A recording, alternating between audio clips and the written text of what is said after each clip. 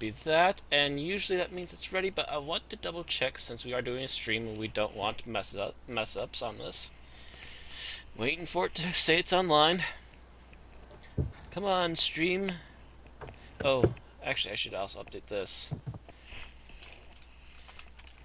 By the way, I probably won't increase my volume much above this, so I'll do that yell talking because I think my sister's either asleep or close to it in the next room behind me. End of time. Not playing. Update. Alright, now it's probably updated. Terraria. And it's live, so let me get back to the picture here. Should be this one, I believe. Yep. Alrighty. So, ready? Yep. Alright. 5, 4, 3. It's the end of the 10th Doctor era, but he doesn't want to go. As we review the Russell T Davies written two-parter, The Stolen Earth. End of time. End of time. Journey's End. End of time. Dr. Donna. The Skeletor.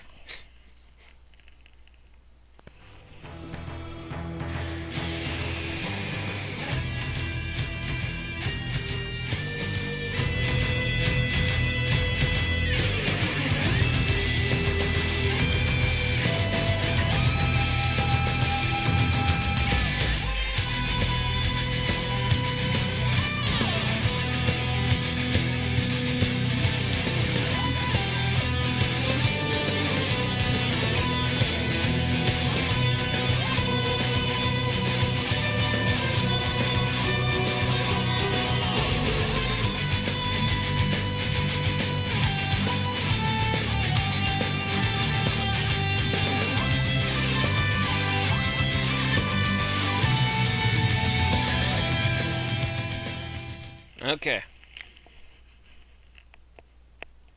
Hello? Welcome, everyone, to the 48th presentation of an Unearthly podcast, recording live on February 28th, 2014, and broadcasting on twitch.tv/madmat2185, and this time probably youtube.com/maninblackreviews due to an unrelated issue with our normal YouTube channel.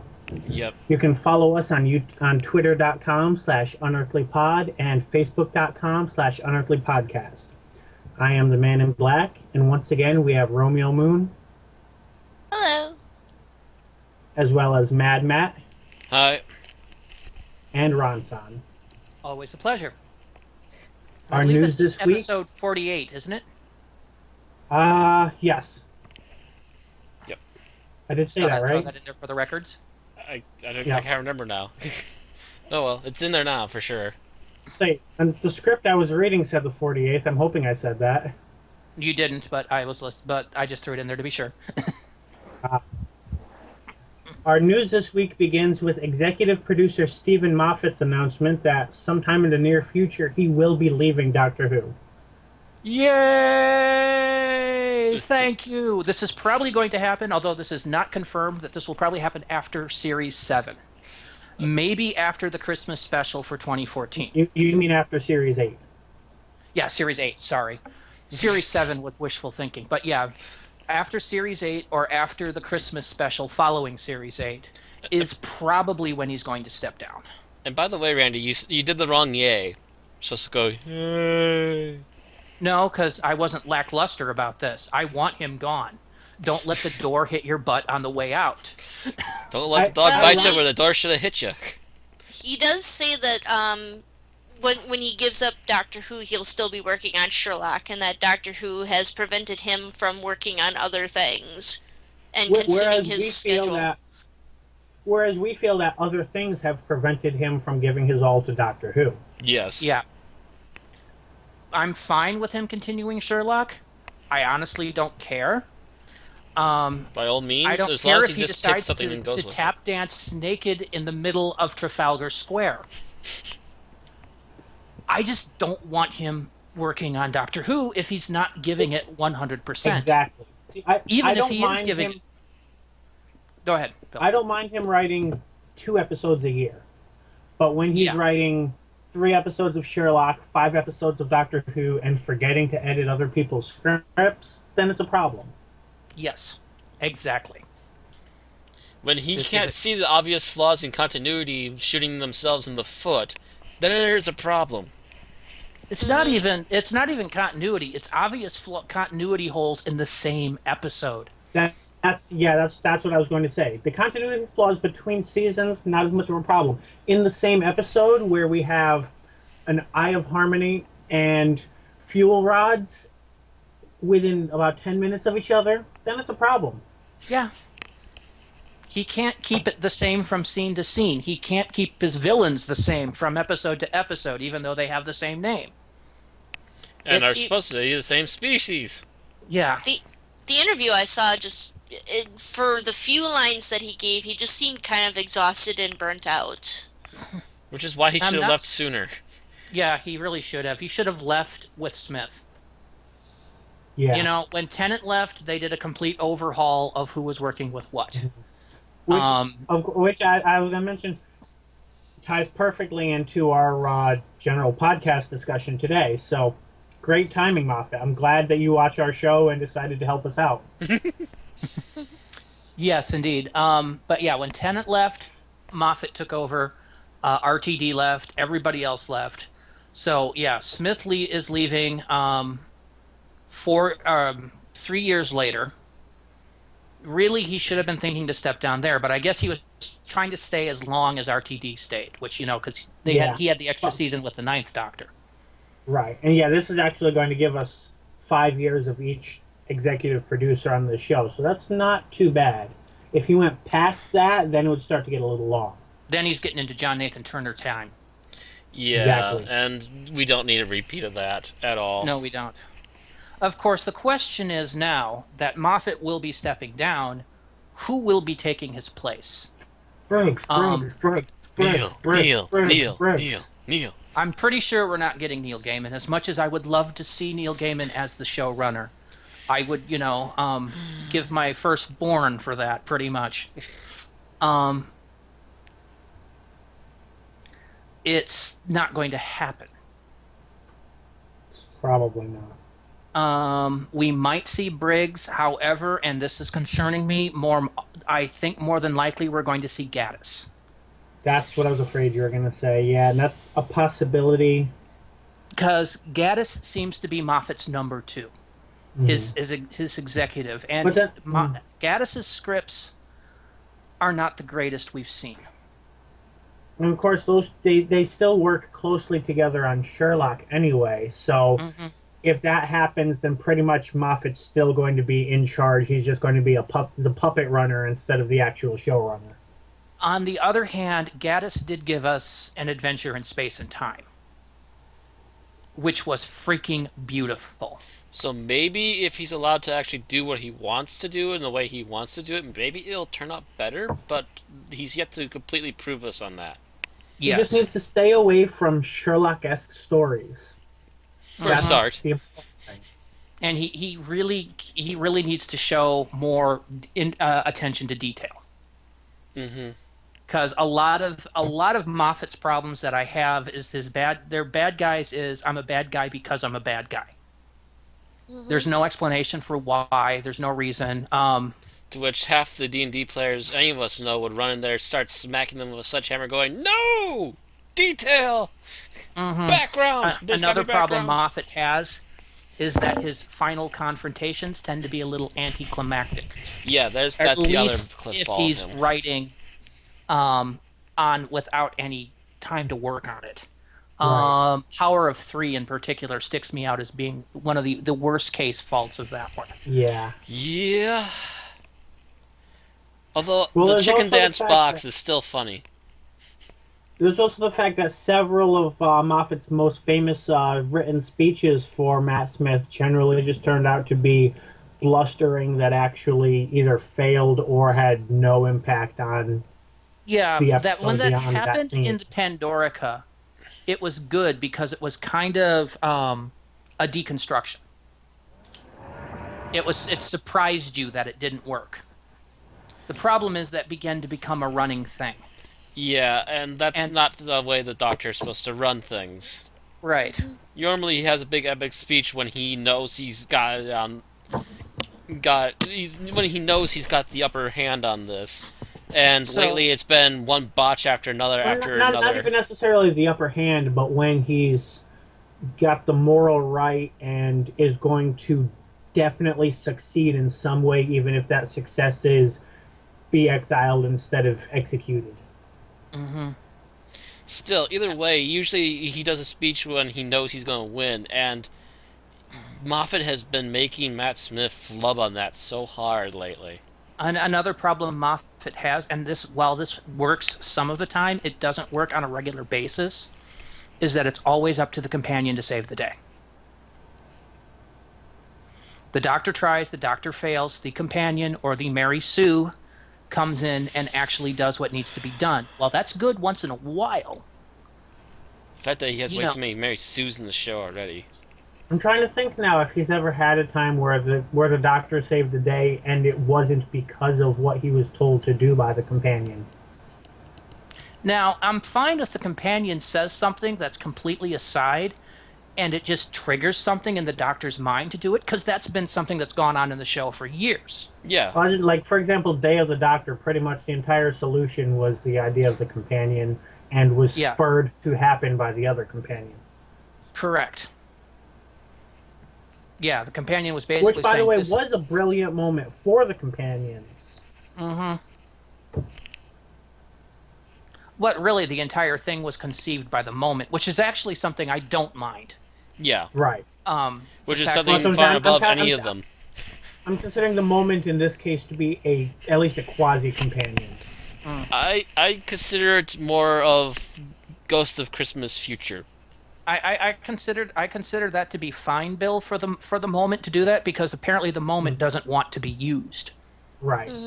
Yeah. The moment has a conscience, doesn't want all those deaths on its hands either.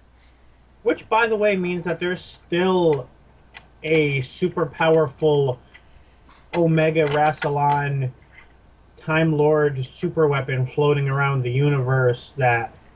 I'm pretty sure the moment took itself back to where it belonged when they were Yeah, I'm done. pretty sure. Brought itself back to Gallifrey, where the Master is right now. Either that or it's sitting collecting dust in a corner of the TARDIS going, not going to be used, not going to be used. No one's ever gonna find me now. Ha ha. It's sitting in the library having tea, as far as we know. With companion cube.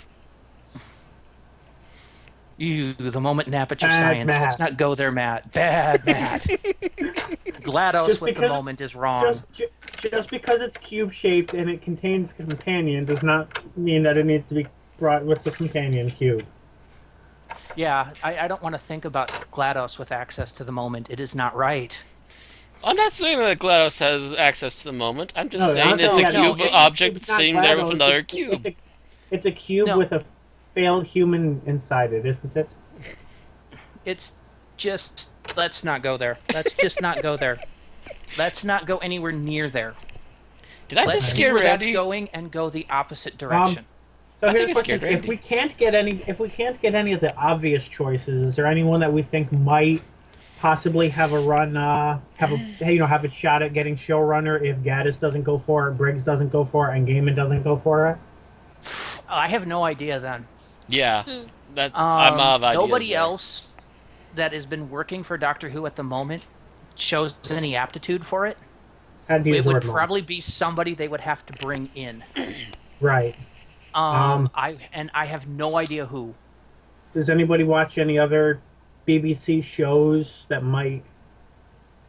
I mean, Nothing granted, at the they moment won't is springing to necessarily pull mind. someone from the BBC, but There's Nothing nothing at the quite moment. like Doctor Who in BBC how many other than times are you Doctor going to say Who. moment? I will say it whenever I find it's necessary.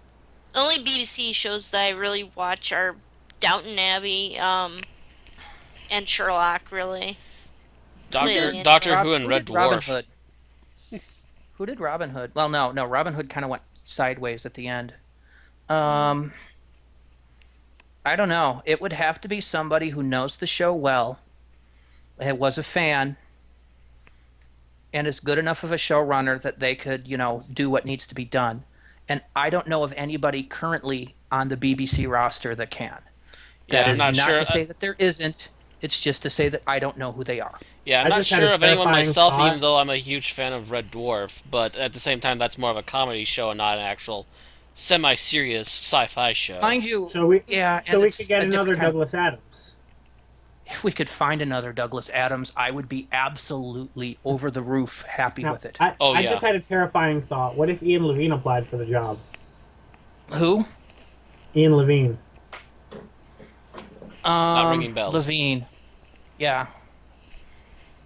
Um, Now I have to look up this person. Damn it, Bill. Bill, why do you bring up obscure names to He's this? not that obscure for Doctor Who. I think I've heard of it. No, That it person. sounds familiar to me. We were talking about him Uh, either last week oh, or the week that's before. right. It's that guy, the one that did the thing. And yeah, he does work as a writer producer. The one who was he was what was it? Fan consultant for JNT. Yeah. He was the one pushing for all the continuity porn and everything during that era. Hmm. Well, at least they had continuity. Yeah, apparently RTD was not fond of him. There's rumors that have speculated that the Absorbaloff, the horrible monster Oh from yes, Love and I've heard Monsters, of that. That the Oh. Absorbable was Off was based the, on is a lampoon of Levine. yes, I've heard that as well. I don't know how much to believe that because it's still based after a kid's idea. Yeah, but No, but more. I mean, the execution. of it, I think. Specifically the human version of him, the way his impact on Linda as a group, he's supposed to be based off Levine in that aspect, which the kid I obviously think didn't come up I with think that. them giving the show to Levine would be a cold day in hell. Hmm. Hmm. Hmm. Mm. I don't know. I So honestly I'm don't know not. enough about the person. Considering he's like reviled over most of the big fan communities, I'm thinking won't happen. So I think at this point we just have to sit and listen and find out, when they announce who's going to be the new Yep. showrunner. Pretty much. Nothing else that we're going to be able to do that. Okay. Our next piece of I'm kind of thinking they're going to announce that at the end of Series 8, so that they can spend the following 6 months or whatever essentially hyping up the new showrunner. I don't think they'll be able to do that. I think they'll have to announce it during the run of Series 8 because Series 8 is starting so late Yeah. that it's going to come up to the end of the year. Because I think we're almost to the point that it's going to be running August, September into October. And then we've got the Christmas special in December. Right. So I think they're going to have to announce it probably in September. Maybe early October. Because whoever it I'm is kind is of going to have to thinking be they might- taking over after December. Well, maybe after they finish filming the Christmas special, they'll announce it, whenever that is. Because the Christmas special is probably definitely going to be Moffat. It depends. They don't have a regeneration because if you remember, Right. actually this is related to the End of Time, is that the last minute or two of End of Time was Moffat. Everything that had to do with Matt Smith Right. and End of Time was run by Moffat. But, by the way, do you know, I wasn't familiar with the show at the time. Do you know when it was that Moffat was actually officially announced? I think it was in the Or did middle. everyone just assume? of- Because I know he was pretty much second in command at the time anyway. It was pretty much expected, but I think they Yeah. announced Moffat either early or mid '09. I can't remember if we knew by Planet of the Dead, but I'm pretty So sure the- we knew by Waters of Mars. Yeah. Waters of Mars was a Thanksgiving. Yep. Yeah, but I'm pretty Ish. sure we knew. Yeah. I don't know if we knew by Planet of the Dead. We might have known before that, but Okay. I'm pretty sure it was announced at least by like June, July in '09. Okay. So we might actually know before Series 8 starts. Mm-hmm. That would be interesting. I mean, I think they're Um, going to hold off as close to the end of Series 8 as they can, but Moffat's going to want the announcement to come on his terms rather than a leak. So if he thinks a leak is coming, he'll announce it. Yeah. Hmm. Ooh. Anywho, we could speculate till the moon comes over the hills and back again. So, Mm-hmm. Oh wow. hmm? Here's keeping with our chance of morbid. This just came off the press. Um uh BBC is sad to report the death of Christopher Barry, one of Doctor Who's most significant directors. Is it? That's not. Isn't that the guy, the person we talked about last week? Is it? Because it's mentioning 10th February. Okay, so yeah, we might have. Yeah, Yeah, I that's think probably he's one we the one already we covered. discussed last week. Yeah, they were still talking about it on their news channel, and it looked They're like a little Oh, slow okay. to respond to it again. Jeez, yeah. What? they're a little Yeah, it slow to looked. respond to it now. Yeah, they're not updating. My apologies. We'll continue. Yeah, we don't need more deaths. We've had enough of them this week. God damn it. Our next piece of news is that a recurring character that the LA Times, I think it was the LA Times, had an article thinking this person was a companion. I don't know if, I don't think the actual announcements are quite saying that he is, but he's at the very least along the lines of Madame Vastra and Jenny. I don't think it's more like Madame Vastra and Jenny. I think he's more like Mickey Smith in the first series. Mhm. It looks like he's playing a recurring character as a companion. So it sounds like every time they come back to modern Earth, Right. this guy's going to be there. At least right now. Yep. So yeah, It's interesting. he's not, he's the Benton or the Jackie or He's the Tin Dog. Affirmative. and I He's, believe at least one of the sites I've seen said that he was the other teacher that they saw at the beginning of Day of the Doctor. Except it's not the same actor. Yeah, I was just about to say, except not it's not the the same same. guy at all. Samuel Anderson, Right. who That's why is I didn't think he looked the same, but I've seen sources saying that it was him in Day of the Doctor. So it was like, No. no, it's a completely different person. It's wrong Okay. skin tone, wrong hair That's what- color. Wrong hairstyle, and Yep, yeah. and he's going to be playing Danny Pink, who is a teacher at Coal Hill School, which was the same role as the other guy. Apparently, the other guy didn't sign on for any more. So, So rumors are right that it was a teacher that was going to be out of the same school, but they had a completely wrong guy. If this guy was even in that bit, he was definitely not the guy that came to. that name feels like he should be like the star of a cartoon. Danny Pink. Yeah, it's almost a name you'd expect from a Power Ranger, just saying. Not even that. Like, it makes me think of like Nicktoons or something. It doesn't to me. You gotta remember, he's a young man, Randy. No, well, even so, I mean, I've seen my share of Nicktoons. I'm an overgrown kid, as most people know. But yeah, I don't know. Danny Pink, I don't like the name. I mean, I don't know why I don't like the name. I just don't like it. It does because it I doesn't would've- feel like a real person's name. I would have preferred like Danny Marcus. Like it feels like a stage name or a character name more than a person name. Yeah, you too can go by your porn star name. See, now I'm never going to get that out of my head because that just works too well as a porn name. It does. Oh God. Ah, you broke the hamster. I've all of- caused you all fear, of- and now you've broken Bill's hamster in replacement. All of Series 8, that's all I'm going to see when he comes on screen. Every time he comes on, you're going to get the bow, go, wow, wow, wow. Bing, bing, bing. Boom, boom, boom, boom, boom. He can go along with that Cyberwang that we were talking about before the stream. See, Don't ask, Cybermats have to people, come don't from ask. somewhere. When two Don't cybermats ask love each people. other very, very much. Just don't ask people. It was a bizarre conversation that shouldn't have gone there, and I'm very ashamed that it actually came up during the podcast. Well, that's what you get for letting us go there. Anyway, yeah, so he's set to join for a series of episodes. Oh says- dear. He's excited to join Doctor Who. So apparently he's a fan Mhm. of Which is something. good. I'm always liking it when fans that were fans of the show come and work for the show. Especially if Yeah. they're have any knowledge of the classic Who.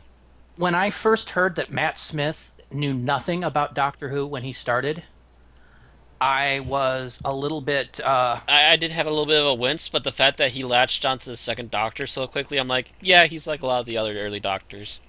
yeah, we talked about that a few weeks ago, Aaron, when it was Yeah, Um, but first announced that it was if, shutting if, if, down, and our thought was we don't since care. it is since it is today, we might as well actually reiterate it though. Right? Yeah. yeah.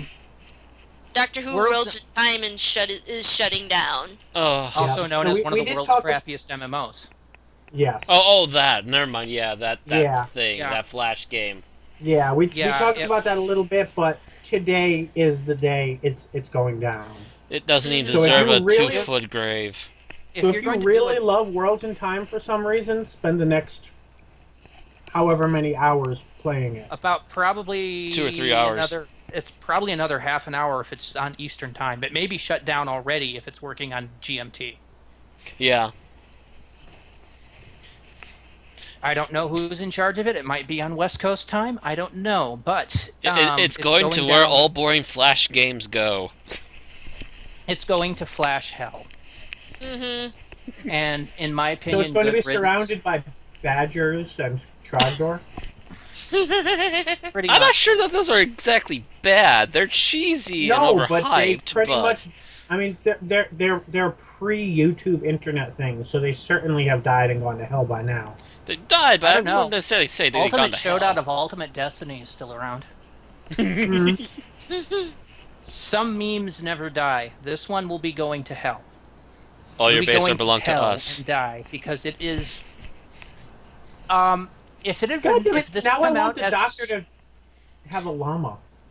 if this had come out as a series of Flash games, it would have been fine. And if But they they would have tried to added make more an detail to MMO them, out they of would have been a fine. series of Flash games, and it didn't work.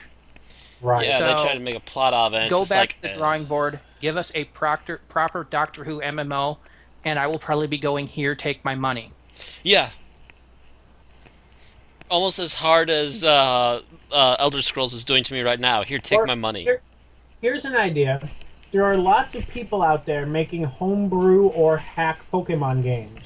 I'm sure at least 1% of you that are dedicated enough to do that are Doctor Who fans. So go and give us a fake Doctor Who Pokemon-based game. There are fake And then- My Little Pony games. Yeah. So See, exactly. and then make Oh, it, no, put it online. You see, Aaron, you don't want to go to that fan base because what they would give us is Doctor Who's. Yes. Doctor Who's game. There must be one. If there isn't already. I feel like that segs just into something that I might as well mention that I probably wasn't going to. But Oh, there were rumors that David Tennant was going to be in a My Little Pony episode named Twilight Time, named after the main character. I'm fairly certain David Tennant was not there, and even though there were rumors and the rumor mill is never to be trusted, You never know. it felt like a letdown. So, I don't know. David Tennant is not in a My Little Pony episode. There's I don't enough. think any There's of them enough have been people though officially that can offered do it. a David Tennant imitation. I'm still surprised that they haven't got one Yeah. True. to do Doctor Who. So they'll Just probably saying. get. They'll probably actually get David Tennant once there's actually something worth him saying. Mm. I mean, they had Weird Al Yankovic as a co-star of the previous episode, so they can certainly bring in names. They should just have an episode called Doctor Who Saved the Day, having David Tennant in there. Then they would be sued by the BBC, But or they would at Anyway. least be too afraid of being sued by the BBC. if, yeah. if Anyway, they're going back to the, if they're gonna do it, they should do it. Otherwise, just knock it off, guys. and, That show's gone. speaking- That show's gone to hell anyway. I'm just saying. Yeah, I've been hearing kind of about ponies lately. Matter of fact, my friend who was a brony is kind of been quiet lately on that. Season 4 is going better than season 3 was, IMO. I But don't it's know. I couldn't get through season 2, so Yeah, I heard um season 2 killed it for a lot of people too. anyway, we had a perfect segue, but you But you had persisted to with the go and pony burn and it. killed it. yeah, no, it still works because yeah, and so yeah, our final bit Brought of us off news the is topic that of David Tennant. nah, that's We're okay. still on the David topic of Tennant has Tenant. announced what he's doing next, and And that it's the is, same thing that as he people just know, yes, as people know, after leaving Doctor Who, David Tennant signed on to a series of the BBC called Broadchurch, which became massively popular and won awards. Well, the U.S. version of Broadchurch has been licensed, starring David Tennant. The bad news, it's on Fox. It's gonna die within about a season. Hmm. Maybe, maybe not. Broadchurch, I believe, is more of a crime drama than it is sci-fi. Still, it's probably gonna die within Um, a season, knowing Fox. I don't know. Fox's bias seems to be against sci-fi and anime. Despite the fact Um, that both of them would make more money and viewers, which but that's it's a good Fox. point considering I think this was before the podcast we were talking about Gotham airing on Fox and yes, comic Mm-hmm. universe is pretty much sci-fi. yes, it is. So It's in that same thing as sci-fi, fantasy, horror, anime. un- It's that same. unless they do it as a strict crime drama and cut out the sci-fi elements of the Batman verse. Um, I know they're not, but it is going to primarily be a crime drama. I don't know if it's going to be a procedural crime drama. Um, but it is Gotham's revolving around um around the main character being James Gordon as a rookie cop on the Gotham City Police Force.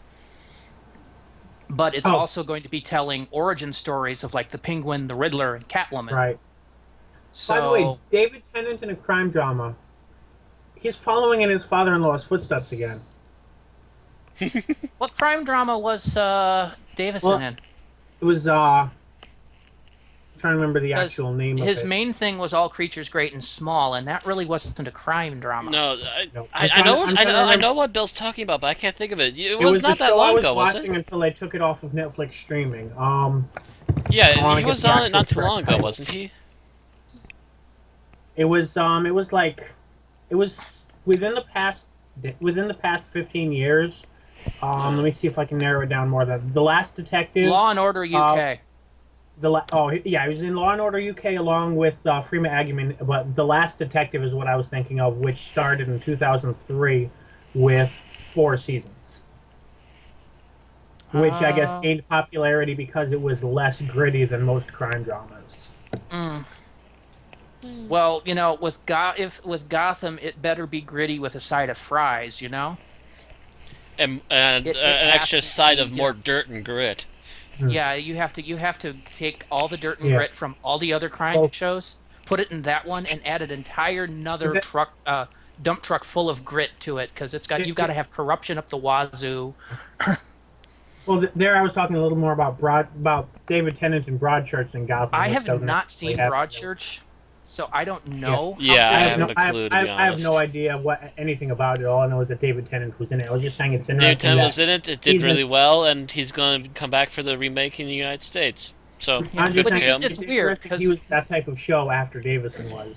yeah, it's weird because normally you don't see the same actor playing the same role in both the U.S. and American versions. I think Tennant gets away with it because Doctor Who has made Tennant massively And popular in the United States. Yes. to, It's, you to, know, to we know quote who he David is. Tennant, We there love is him. no precedent for this. What's that? To quote David Tennant on that, there is no precedent for this. Yeah, it makes you wonder what would have happened if, like, John Sims had continued to play the main character in the American version of Life on Mars, if that still would have canceled, probably because Fox would have still would have used the howitzer that at the time was American Idol to kill it, but it would have been more interesting.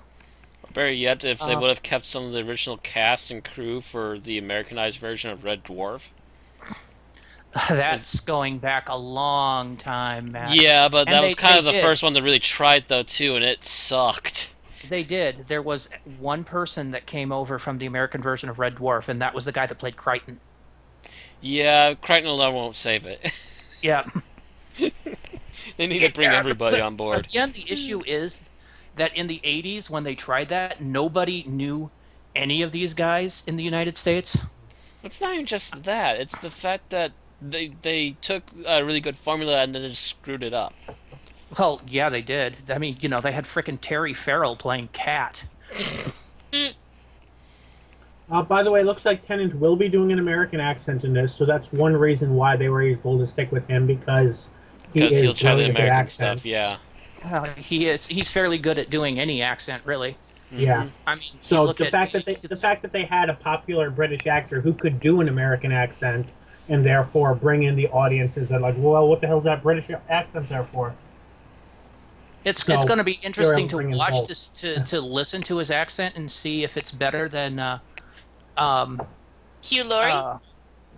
actually I was thinking of the person that played Perry Oh, in Oh, Doctor Who was not American. I can't think of her name well, either. he's not English, and his English accent. I Nicole think, is Bryant. pretty good. Yeah, Nicole Bryant. See if see if he's better than that. As mentioned during our thing on Caves of Androzani, her accent was pretty good, except for some reason she couldn't say glass. Glass. Oh, well, now we're just tangenting again. So next one. Well, Um, I at least was talking about the article. But, yep. So yeah, our the final actual piece of title- news. Wait, what's the title of this? Since we've been Grace Point is the new title.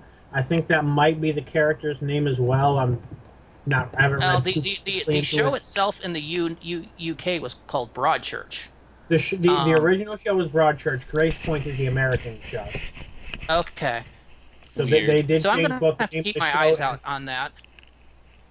I'm gonna have to keep an eye out on that because I'm okay with crime dramas, albeit sometimes I like them for the cheese factor. I love watching CSI Miami in reruns, especially because I like to pretend that the main character is actually Batman. Horatio Caine is Batman. Watch him, you'll notice this. When his glasses are off, he's Bruce Wayne. When he puts the glasses on, he's Batman. It got to so bad, I think, during the third season of it, all the segues was him standing on top of the building looking down over the city. And it's like, God, he's Batman. Yeah, I remember some of those. And So just that looking was- a bit more at this interview, Tennant doesn't know if he's going back to the second season of Broadchurch, and that will impact whether or not he's willing to do a second season of Grace Point, which makes sense. Mm-hmm. Yeah, that's going to be kind of interesting. We'll find out. We'll find If out in he's time. doing both, that's going to be fucked up. Because that means he's going to have to run over, he's going to have to do Broadchurch for X amount of time and then run across the pond and do Grace Point. Right. Unless they're going to start filming Grace Point in England. Which these days is possible, but I think it would be more likely to do. In England or Cardiff? It'd be more likely to do stuff in Vancouver than the United States for Grace Point, as 90% of Yeah, American TV these days is actually filmed in Canada. as we discussed last week. Mm-hmm. Anywho, last thing, kind of not really news, but something interesting that we had to Well, bring up actually, because Aaron just Arg. pointed out a piece of news. Hmm. But I'm not. I'm February checking to see if- 25th from M Stars. There's a rumor going around already. Yeah, But that's actually rumor's been going around for a while. Yeah, that rumor started when he first signed his contract for 1 year, and because it didn't guarantee multiple years, people started the rumor that he would be leaving at the end of the year. Yeah, that's been a rumor that no one has any sure founding on it at all yet. Yeah, they just That's why I signed. wanted to read They- this before mentioning. For the people who can't see the article right now, for the rumor being that Pierre Capaldi will leave after only one season. Well, I brought it Which- up. Yeah. Oh, okay. Yeah, it's an ongoing rumor, and It's the Mirror that started it, which is not the most reliable source, and it's based on the fact that Capaldi's contract is only a 1-year contract, Right. but It hasn't come that's back to doesn't contract time yet, so we don't know. that's really because the BBC wants to probably see how he is before Mhm. signing him on for future series. Yeah. Right. Um, Yeah, if they get maybe they'll can him and then afterward Mhm. ask him to come back and film a regeneration. Yeah, if it's yeah, exactly. I don't Pulling a think Colin though. Baker. Yeah, I don't think Mm, any doctor other than Colin Baker and arguably Sylvester McCoy has been mm-hmm. well, and arguably William Hartnell has been forced to step down. Although I think in the William Hartnell's case, they sat down and talked, and he agreed to step down because he couldn't do the Mhm. role anymore. Did Colin, did and of McGann course, agree to step down? technically he was only signed on for the movie. It was he would they would have re-signed him if the movie had gotten turned into a series, but it never happened. An alternate So dimension where Doctor Who got a series. so I think Capaldi would have to be spectacularly bad, and I'm talking worse than Smith under Moffat bad. We're talking to the fact that it makes people turn away from the television bad for the BBC to up and fire him. Yeah, we just lost Bill for a moment here. But anyway. Yeah. Moving on then to the last article that we had is that there was a list of the best and worst of Doctor Who Mm-hmm. um, that was published by What now I culture? can't find it. Whatculture.com. Um, I've gone through this list and I have a lot of issues with it. Yes, Mr. Michael Marcus, who released this particular thing. Yep. We need to sit down and talk to you, good sir. Yeah, I think you're a little biased. Okay, so let's take a look at this doctor by doctor as he does. Yep, The first doctor, the best episode that he wrote is the Aztecs. it's up there. It's up there. I can see it. I would argue though that the better episode was the Dalek invasion of Earth. Yes. It's a little I've long-winded mentioned in this before. spots, but it's still a much more actual Doctor episode.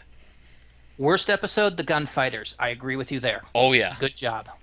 Mm-hmm. best race. As you know, that's been on my list for worst episode. Period. Though I do think now, There's a couple of them that kind of have piled up above it now. well, until Journey to the Center of the TARDIS, it was worst episode ever, and I think it's now third place as I found a Classic Who episode I hate even worse, and it was on my list before. So on your list Best before, race? reviewing has made it go higher. Best race, the Daleks. Agreed. Yes, No there's the best arguments. new race. The worst race, the Iridians. I would beg to differ. I would say it was the Zarbi. Just Yeah, saying. the Zarbi I remember being pretty piss poor. Best companion, Barbara Wright. Agreed there. Oh yeah, she was pretty good for Worst her first companion, Stephen Taylor. I would argue that it was Dodo Chaplet. Yes, anyone would argue that it was Dodo. Just listen to that name. And yes, she was apparently as smart as her name was, so she was pretty bad. Yep, and let's move on now to Patrick Troughton, the second Doctor on the list. Best episode, Seeds of Death. Arguably. Arguably, It's very hard up to tell there. with Troughton because so much of it's missing. Mm-hmm. Um, Worst episode, Underwater Menace. Maybe? I would also agree with that. That was a not the greatest episode where the monster was defeated by victorious screaming. Yeah. Best race, the Cybermen. Agreed. Oh, yes. Hands He made down, them the big. Cybermen really came to their own in the second Doctor era. Worst race, the Fish People. Possibly. There's a long line of what could be bad. The Dominators, I think, might have actually topped that list. But But the fish people in it's- that Crummy Atlantis story. It's a close running. Mhm. Actually, Best- no. Underwater Menace would not be the worst episode. I would have Fury from the Deep would have been mine. Best companion, Jamie McCrimmon. Yep. Worst companion, yeah. There's no argument there. Jamie McCrimmon is on my list of best companions overall. I think Yeah. second to Sarah Jane Smith. Mm-hmm. Pretty much. Worst companion, Victoria Waterfield. Agreed. Again, her role was to scream. Yeah, her entire role was she to would- stand there and scream. She's the second list for worst companion overall because Mel. Mel was just as bad, only she had an even worse scream. The Okay, kind of so thing then that would we move shatter on to glass. John Pertwee. And his Best infamous shower episode, scene. Frontier in Space. I try to remember that one. It's not the greatest episode in my opinion. Yeah, I was gonna say, I think there's probably a lot better I ones. think I would have preferred the best episode of the Pertwee era was probably, in my opinion, Terror of the Autons. There are some that might be a little better than that, but it's Yeah, but hard to press. Terror is definitely one that's up there. Worst episode, Carnival of Monsters. No, not It's a really. bad episode, but It's there's worse. cheesy, but it's not by any means horrible. It's campy. I mean, you Hmm. got to look at it. It's camp. It's period camp. It's the Doctor Who equivalent of Batman.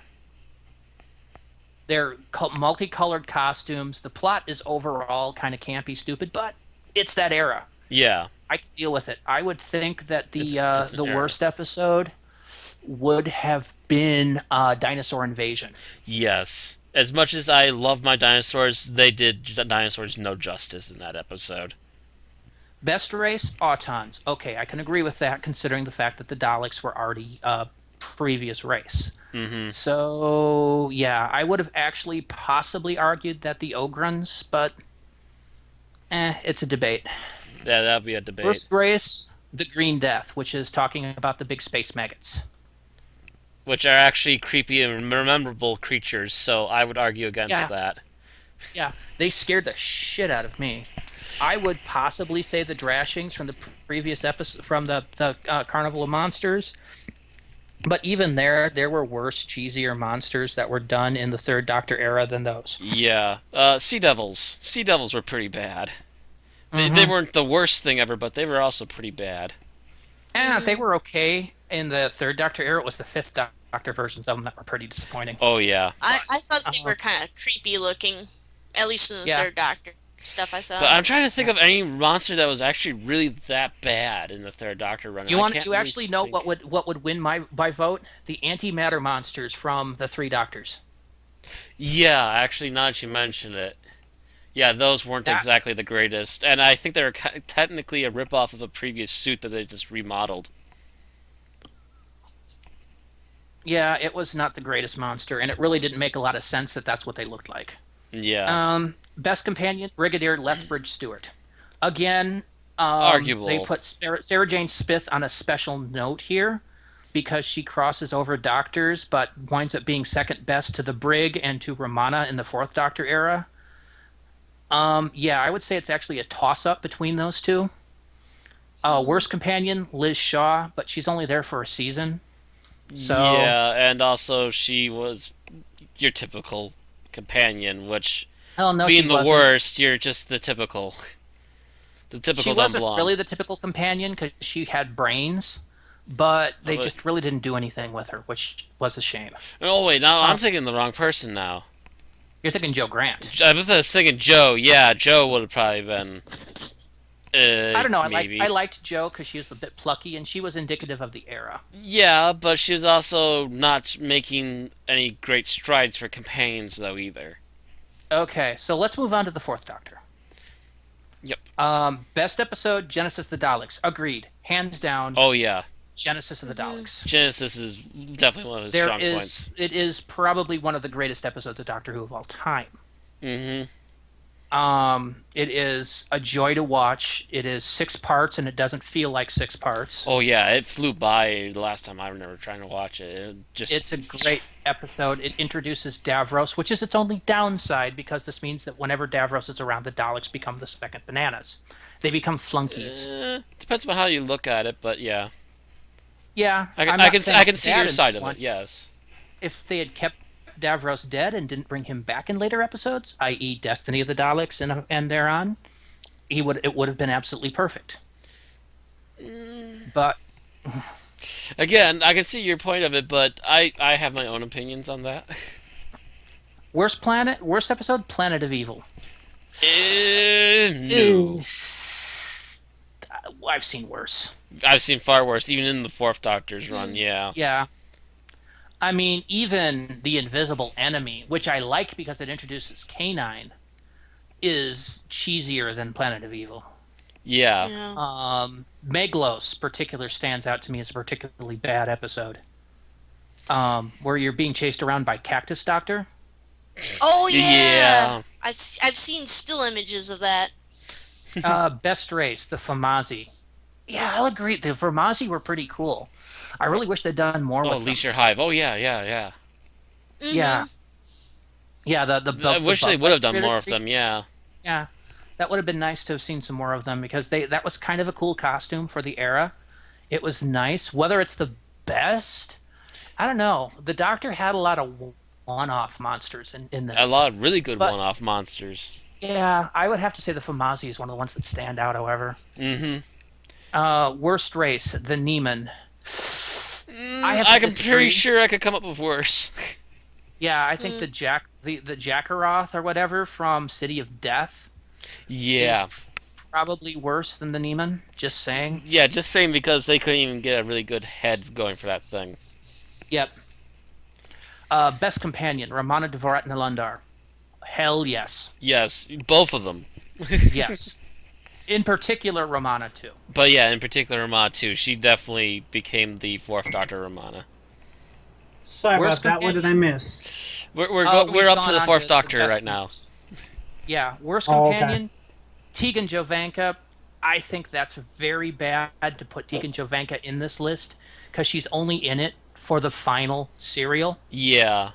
She was really there to help start the Fifth Doctor's era than she was to be part of the Fourth. Yeah, they intentionally split Tegan up in this list to have Tegan and Legopolis as the Fourth Doctor companion, and then the entire Fifth Doctor run as a separate companion on the next list. Yeah, that's a bad thing to do. There really isn't a bad companion during the Fourth Doctor's era, and Not that says particularly, a no. lot.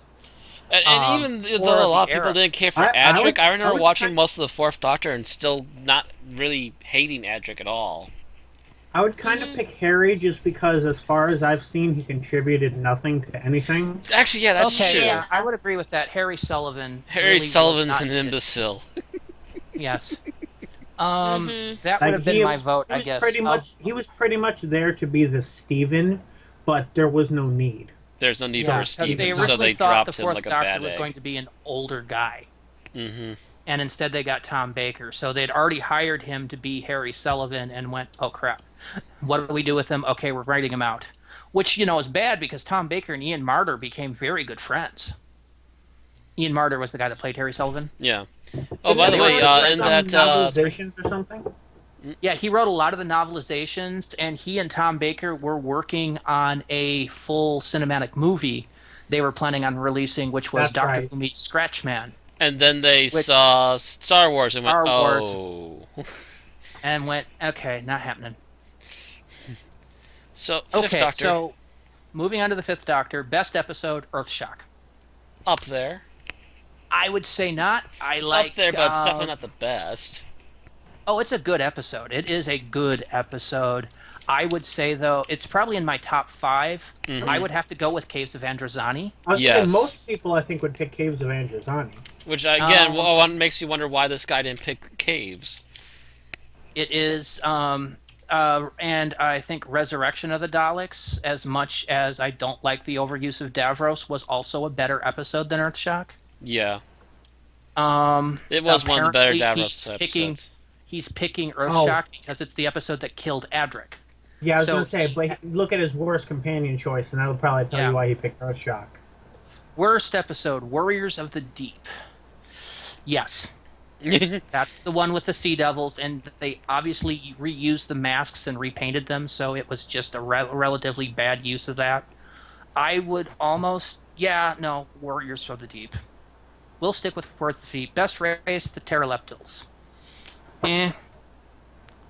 Not too best. Worst race, Tracators. I would say that the Mara would qualify as worst to me. The Mara. I'm trying to remember now. The big snake. Yeah, they could not pull that one off to save their lives. I don't know Best what it was, but they companion. just could not pull it off. Best companion, Tegan Jovanka. Yes, Tegan was a great companion, even though she had all the shit in the world flung at her. Including the actress herself. Worst companion, Adric. I would have to vote for Turlo instead of Adric. Just saying. I liked Adric. A little column A, a little Worst, column B. Again, I wouldn't Turlo, argue that finally. there are any particularly bad companions. Yeah, well, Turlo hit me as being particularly whiny. At Now, first, but he does improve. Yeah, here's a question. I don't know. I If I, I if they found can Turlo to be 10 times more annoying than Adric. Go ahead. if they can include Tegan for the fourth Doctor for doing nothing but bitch and scream for an episode, why can't they include Perry for doing nothing but cry and scream for an episode at the end? Yeah, but I still think that was still. I didn't I know, mind and I'm Perry saying, for the 2 episodes she was in. but I mean, I don't see Perry and Caves of Androzani as being any different from Tegan and Legopolis. So True. if they're going to include Tegan and Legopolis, they might as well include Perry and Androzani. Yeah, I wouldn't include either, A but fair slap right if you're there, to going be to, honest. yeah. And Perry did not get much to do in that episode, but then again, it was the Fifth Doctor's main final episode, anyways. So there's a reason. Well, she was in the episode before that too. Still, was she a companion yet, or was she a character just there? Turlo rescues her from the water within the first 5 minutes of the episode.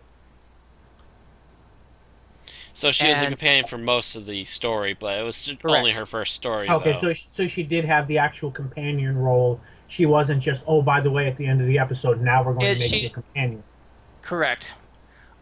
Basically, she's rescued from Turlo, and while she's recovering in the TARDIS, they travel to this other fire planet where, it's Turlo's goodbye. Okay, so let's move on to the Sixth Doctor, Colin Baker. Best episode, Vengeance on Varos. Definitely one of them, yes. Yeah, that's definitely up there in the top.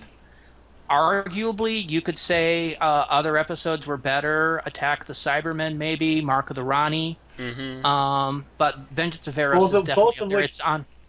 Both of which Yeah. have their detractors anyway. Yeah, Vengeance on Varos. It's still a very violent episode, but so was most of the Sixth Doctor's run. Yes. Worst episode, Mind Warp. I would almost agree if it wasn't for the Twin Dilemma. Yeah, I was gonna say Mind Warp is kind of meh, but Twin Dilemma and Terror of the Verboids. No, I'm sorry. There's the worst things in Mind Warp. I don't like Mind Warp. I will say that. I just think there's worse. Best race, the Thoris Batons, the slug things that's like Syl. Yeah, I can see that. They were actually kind of cool. Yeah, they were a nice addition. They could have really done more of them. Yep, they were Worst planning. race. Worst race, the Vervoids. Now, Yes. what I'm kind of yes. confused is he says there's even less to say about them than there is to recommend them. But there's one thing everyone says about the Vervoids that this writer does not say. They got the face China. Yeah, he was probably trying to be polite. He's Maybe. trying to keep it clean. We don't care. Yeah. Everyone knows what they are when we look at them. Yep. Like he could easily include a reference to that without actually spelling it out, though. He could be like the BBC and mention they looked quite rude. Yes. Yes, if you wanted to mention it but not go directly at it. Yep. We'll just go right towards the clitoris. Okay. Best companion, Jeez. Perry Brown. Considering your choices are Perry and Mel. Yeah. Yeah. And then worst Mel. Yeah. Mel wins my award for second worst companion ever. Only right With behind the top- Dodo. Nope, only behind River. Oh, that's right. Yeah, the river is worse, isn't she? See, Yep. It's too bad we don't have Flynn anymore, because here he could. Yeah, explain to us right what back he here would likes be where about Flynn Mel. flips his lit ass again. I don't know what he likes about Mel, but this would be a perfect time for him to explain it if he were here. Yeah. Yeah. My first introduction to Mel was an hour of her screaming in a bubble while bouncing around a rock quarry. And I don't know about an It did not endear hour, her to maybe me. 10 minutes. Well, that's most of Mel. The only thing I liked Mel in was Paradise Tower, Yeah, she which did, did pretty well in that, I think. it's probably my favorite episode of the Mel era. Mm-hmm. So let's move on to Sylvester McCoy. And Ah, they Mr. made one McCoy. choice in here that I really like, even if it was flawed. I really like them giving some love. Okay, best episode, Battlefield. I'll admit it's a great episode. I'll admit it's one of my personal favorites. Do I think it's the best episode of the Sylvester McCoy era? No. Um, Remembrance of the Daleks from the season before beats it for best episode. Yeah. And In I my can mind, tell you this why comes they, a close second. In most and I, in most people's minds, it's third or fourth. and I can tell you why they picked it. And if you go back to the third Doctor, you can pretty much see why they picked Battlefield, and that's because Yeah. He's this a is big unit definitely, yeah, a huge unit fan who picked the Brigadier as the third Doctor's best companion and didn't even consider picking Benton or Yates as the third Doctor's worst.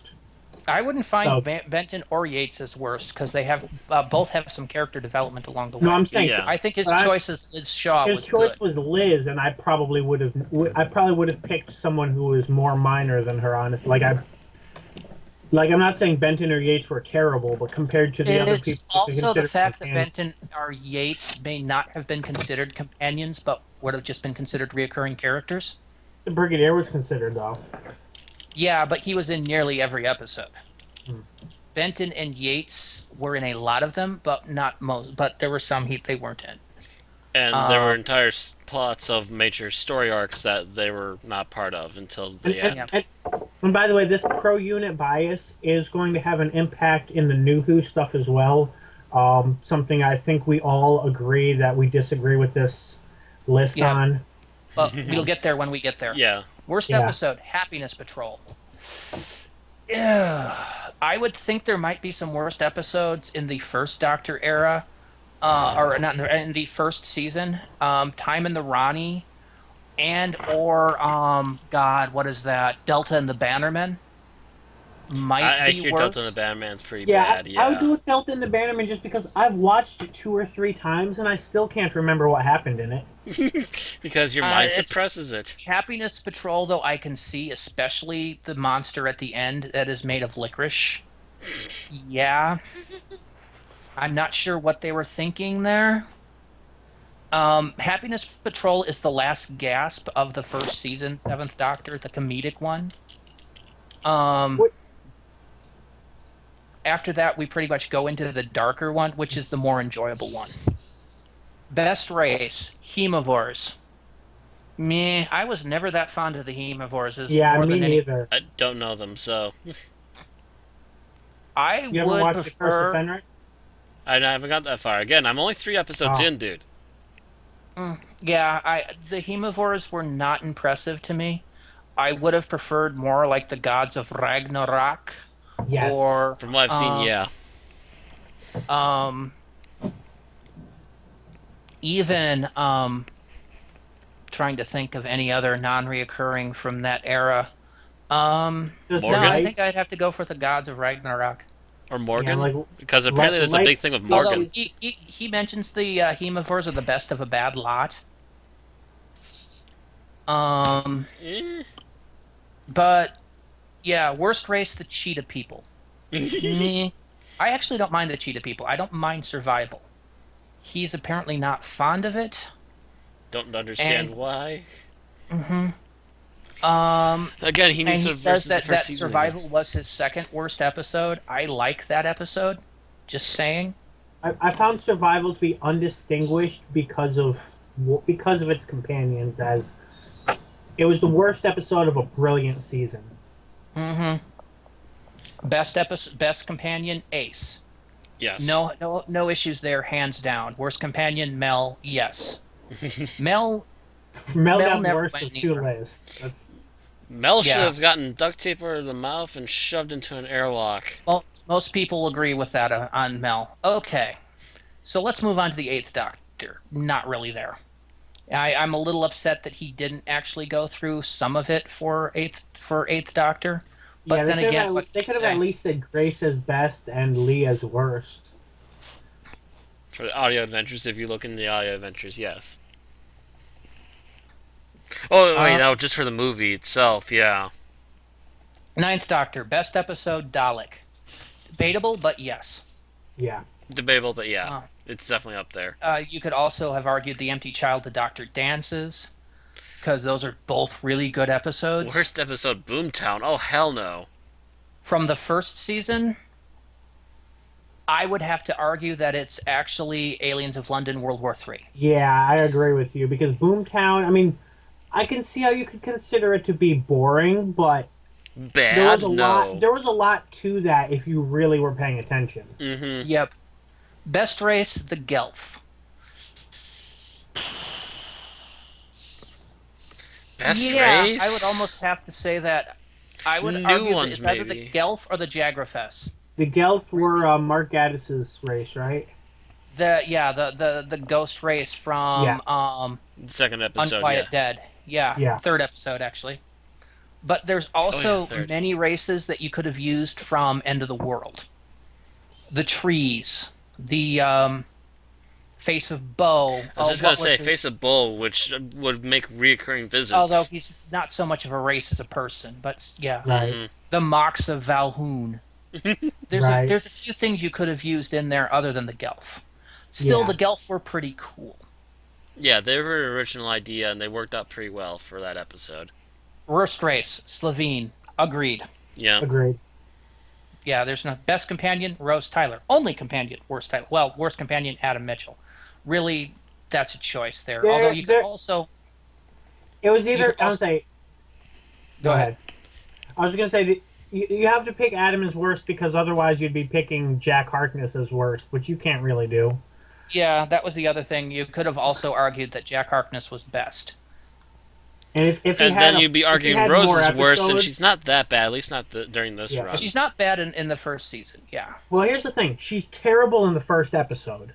She goes uphill from there. The first episode was bad.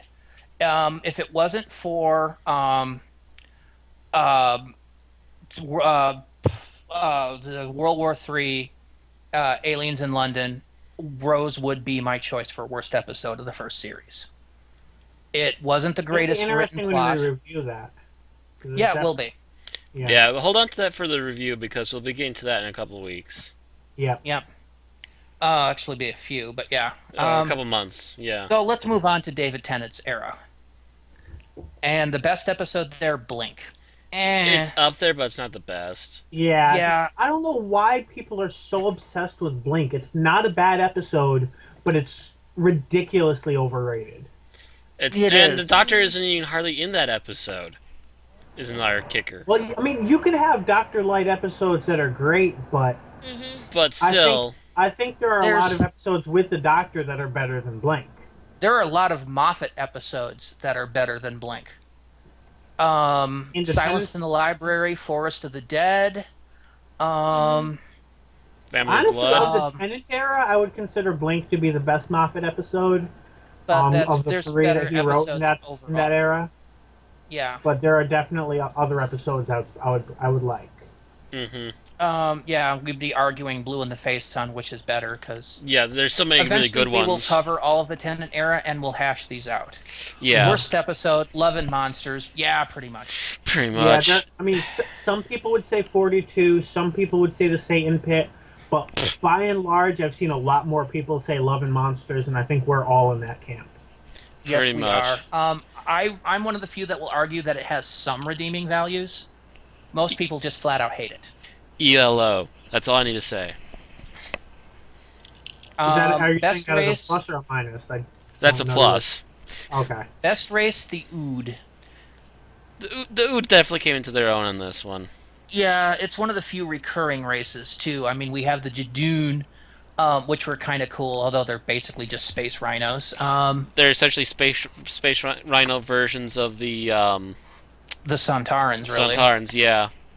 I actually thought they might have been Sontarans when I first saw them. Speaking of remade races, we're talking about the Ood. I should probably mention the elephant in the room. They are based off the Sensorites, which was another brilliant episode in its own right. Yes, Yeah, I'm and surprised they they didn't make reuse mention of the the fact that sensor. they live in the same solar system, I believe. Mm-hmm. Yeah, or at least the same part of the galaxy, if If not the nothing same else, system. yeah. Worst race, the Absorbaloff. Agreed. Uh huh. It was And this designed is by a child. and this is where my bitch fest starts. Best Oh, companion, this ain't right. Captain Jack Yeah, Harkness. He isn't the I'm companion sorry. anymore. He's not a companion. I mean, He's a guest you can star. kind of consider him a companion for Utopia, He's still specifically just a Utopia, guest not even the whole companion for like trilogy. 2 episodes. Except for the Yeah, fact that Utopia is part of a 3-part end. yeah, If you and look of at the course, production codes, it's A, B, and C. So it's basically he's there for the final serial. and if you're a Harkness fan, you can't help but realize he ran off from the Torchwood season finale to join up in Utopia. Yeah. Just for the finale, and that's the thing. He's only there in the finales. He's there in Yeah, the series 3 finale. He's there in the series 4 finale. He's there in End of Time. He's only cameos in End of Time, however. But still, those Yeah. are yeah, his only appearances during the Tennant era. He's Yeah. not and a they companion. He's not a all regular companion anymore, no. and they all tie into the Torchwood season in some way as well. Mm-hmm. Yes, Mm-hmm. it's not really. He's a star of his own show. He's just making a guest appearance. He's just making a And guest appearance to kind of remind people, hi, yeah, Torchwood's part of the and same and, universe. How are you doing? and this is why I say the unit bias is creeping up even here, because Torchwood is the closest thing in the New Who that we have to what unit was in the 70s. Yes. Yeah, Yeah. it kind of And is. bringing him here is pretty much saying that's what this writer wants Doctor Who to be like, is essentially the unit era. I would have to say that in the David Tennant era, the best companion we had was Donna Noble. Yes. Yeah, and I would Yeah. agree with that. She had a massive arc in only one season, and it was glorious. Yes, it was. Depressing ending, but And still. then there was massive. a single episode that pretty much showed you her entire arc, or not What- in as many words, but it let you understand that arc. Yes. Yes. Turn It left. helped you to understand that arc in a huge way. Worst companion, Martha Jones. I'm sure we I could think of don't- worse. I won't disagree Yeah, as I'm long not as you're going not to counting disagree. the one shots, but it's largely not Martha's fault. Yeah. It's the fault that the Doctor spends the entire season pining for somebody else. Yeah, I would actually say the Mhm. worst companion of the Tennant era is Rose Tyler. Yeah, but she started to become a little too shoehorned in at this point. Yeah, the character devolved during the second series with Tennant, or her first series with Tennant. She got a little bitchy and she lost what was making her cool in the first series, and then she went away, and then she kept coming back. It's like, go away, you're done. Yeah, once she started becoming the regular Deus Ex every season ender, it started to be a little annoying. Yeah, and the fact that the Doctor thus spends the next 3 series pining for her. Yeah, I think yeah, honestly that last part is more the problem with Rose in the Tennant era more than anything else. I feel. Yes. I mean, that's the thing. The Doctor loses a companion. He feels bad about it, but then he It takes a just breath, sits around and moves it to the mopes. back of his mind, and goes on. Yeah, that's what he's supposed to do, but instead he mopes. It's just like, oh, come on. Yeah, it's RTD's obsession with Rose Tyler is as bad, if not worse, than Moffat's obsession with River Song. Yeah. I would actually say almost as bad because, yeah, Almost. River Song. River just- Song is. Speaking of which, love Doctor. Yes, moving on to Matt Smith's If era you now. gave Rose the ability to travel between universes at will, no matter what in any random episode, then she'd be as bad as River at that point. Yeah. Yeah. Okay, so Anyway. moving on to Matt Smith. Best episode, Doctor's Wife. Yes. Yes, definitely in the top 3. Yes, it is probably one of the it's one of my favorite episodes. You could argue Day of the Doctor too. Mm-hmm. Worst episode, Journey to the Center of the TARDIS. Oh, yes, fuck This yes. is the worst Oh, yeah. episode of Doctor Who ever. Best race, the Ice Warriors. Oh. Randy groans and I go woohoo and tip over I'm a table. I'm not groaning, I'm thinking. I'm like, the Ice Warrior was good in that episode. Was it the best? Is the question. Was it the best race of all 3 seasons of Matt I'm Smith? It's kind of telling that he doesn't go straight for either the Silence or the Angels, because this says this Yes. isn't your standard huge Moffat fan writing the list like so many of them seem to be. Yeah. Yeah, you ask the average fan, it's going to be the Weeping Angels because they squee and they love the Weeping Angels. No, I freaking hate especially the Weeping considering that Angels. he loved Blink so much. Yeah. I hate the but Weeping Angels. honestly, I hate what they got turned into. in their first appearance, I'd kind of go with the Silence until all of their other appearances happened. Where they Moffat devolved. Yeah. Let's see. I'm finding myself Of hard pressed to everything- remember any other major creatures that we haven't already mentioned.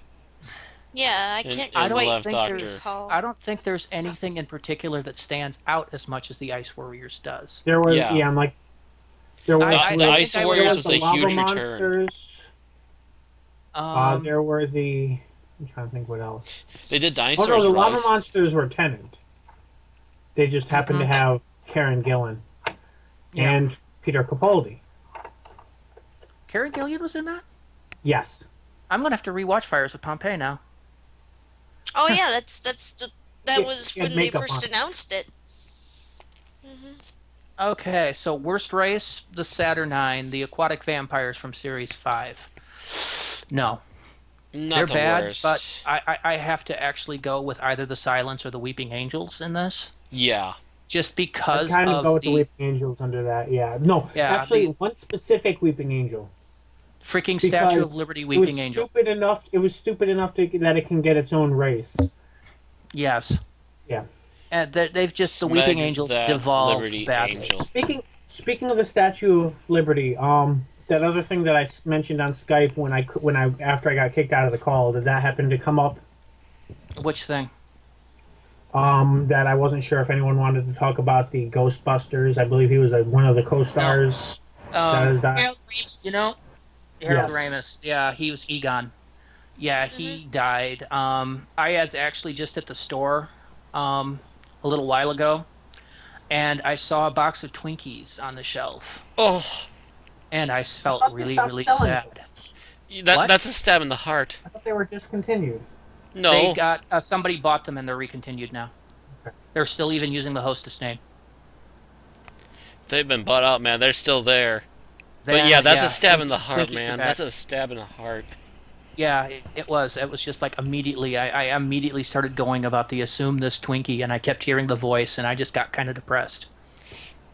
If you were to measure my usual depression by the size of this Twinkie, but right now my depression would be the size of a football field. Yeah, Harold Ramis is one of those people right up there with James Doohan that were kind of influential on my personality. Influential on our childhoods, for God's Yes. sake. Egon was my favorite Ghostbuster, so One of seeing the him top- go on yeah. is just depressing. We have no idea, by the way, what that'll do for the planned Ghostbusters 3. I've heard that they are undergoing some minor rewrites because they will no longer have Egon. Personally, I think they could have brought him back using CGI and just gotten Maurice LaMarche. But how depressed would recognizes everyone voices Egon be anyway. though when they see through the CG? Well, think of what happened with Tron Legacy, Matt. True, but still, there's something very obviously not quite right. I would Yeah. also point out that in Attack of the Clones, 50% of the Obi-Wan Kenobi that you see is CGI, but most people could not come close to telling what's real and what's CGI of that specific character in that movie. So it's Eh. getting to the point with Hollywood, Matt. You can't tell if it's real or if it's Memorex. Maybe you can't, but I'm an artist. Yeah. So best companion listed for, and this is a very telling thing, and I actually have to agree with this. The best companion Yeah. that Matt Smith had is Rory. I think he's the only one that actually goes through a character arc and develops. And stays Yes. there. Even though he he has an arc, dies and he actually several keeps times. that arc, He kind of Yeah. goes from the zero to hero. and he kind of stays more or less in the hero when he's really needed to be. Yeah. Worst companion, Queen Nefertiti? Mm, I would maybe say there's a one. little. I wouldn't I even. would say the male companion from that same episode might be Would slightly be just as worse. much, if not even worse. Hmm. Yeah, because we had no clue who he even was. Yeah. The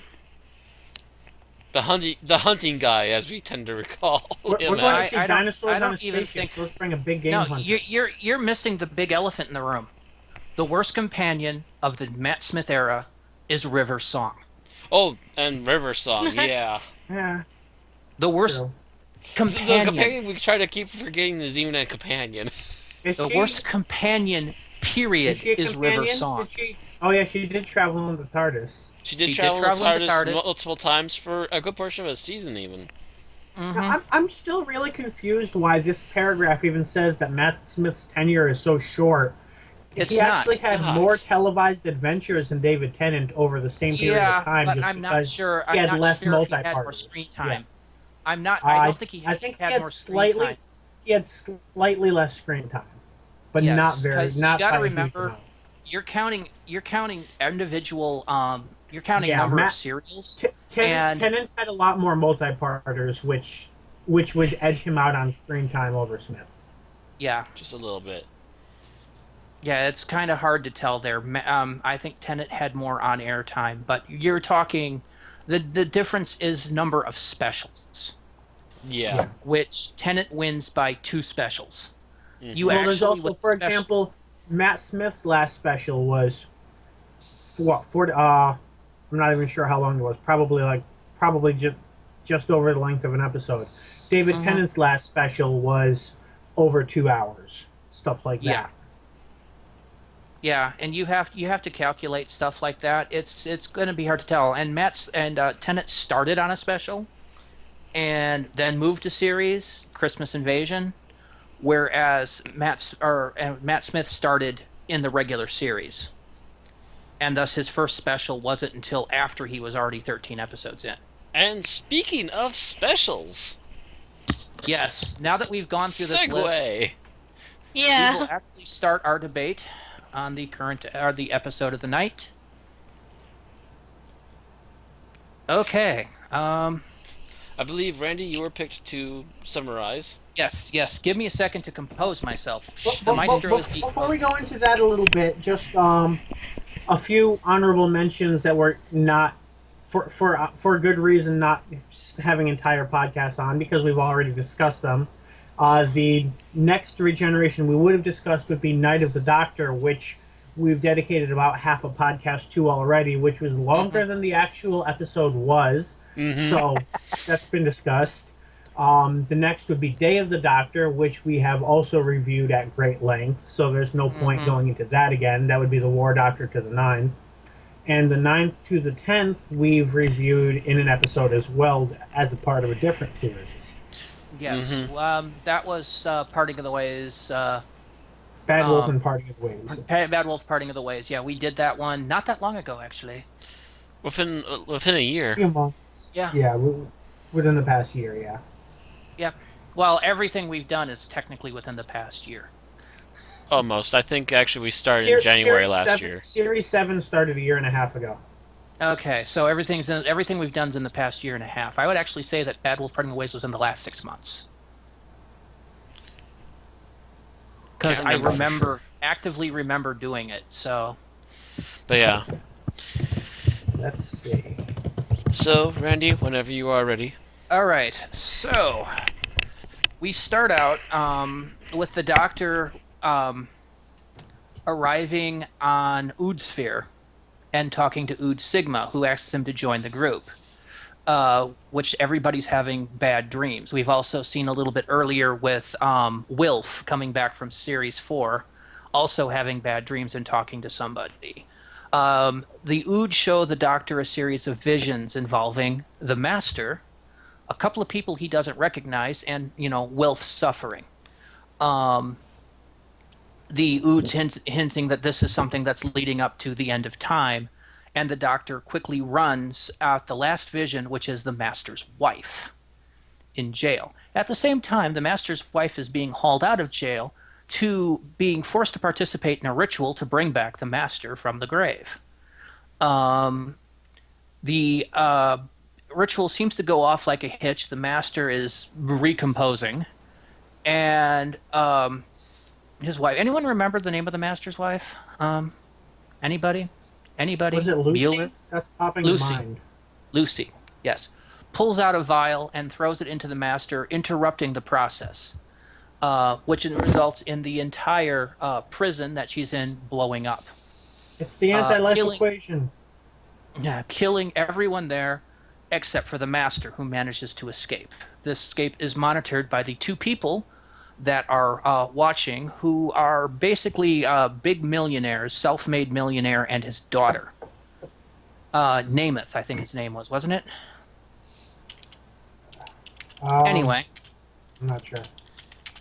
the doctor arrives too late to the remains of the prison, and detecting the master, heads off to the west. Meanwhile, the master is not all there. He pretty much lands at a what looks to be a junkyard or a unused construction site, where there's a cart giving handouts to the hungry and needy for Christmas. The master promptly, during a scene, eats everybody there and all the food, showing the fact that occasionally his body fades out and showing a blue skeletal outline. Kind of what the fuck moment there.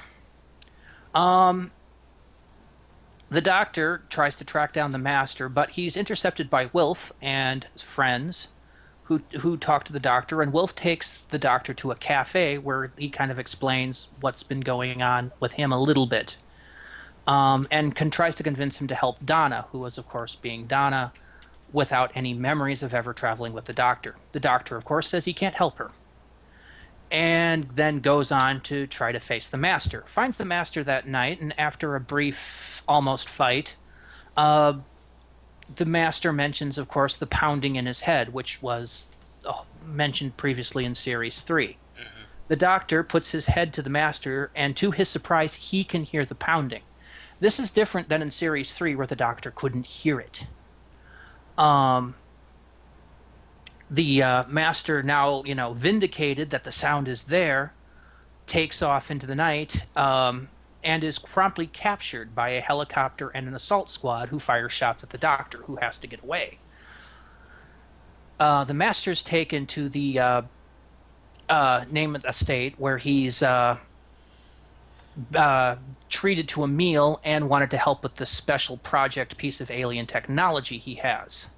The doctor, no longer having any clues where he is, goes back to Wilf, who shows him a book that Donna gave him for Christmas when in a weird mood. The book is by the same millionaire, prompting the doctor to investigate his estate.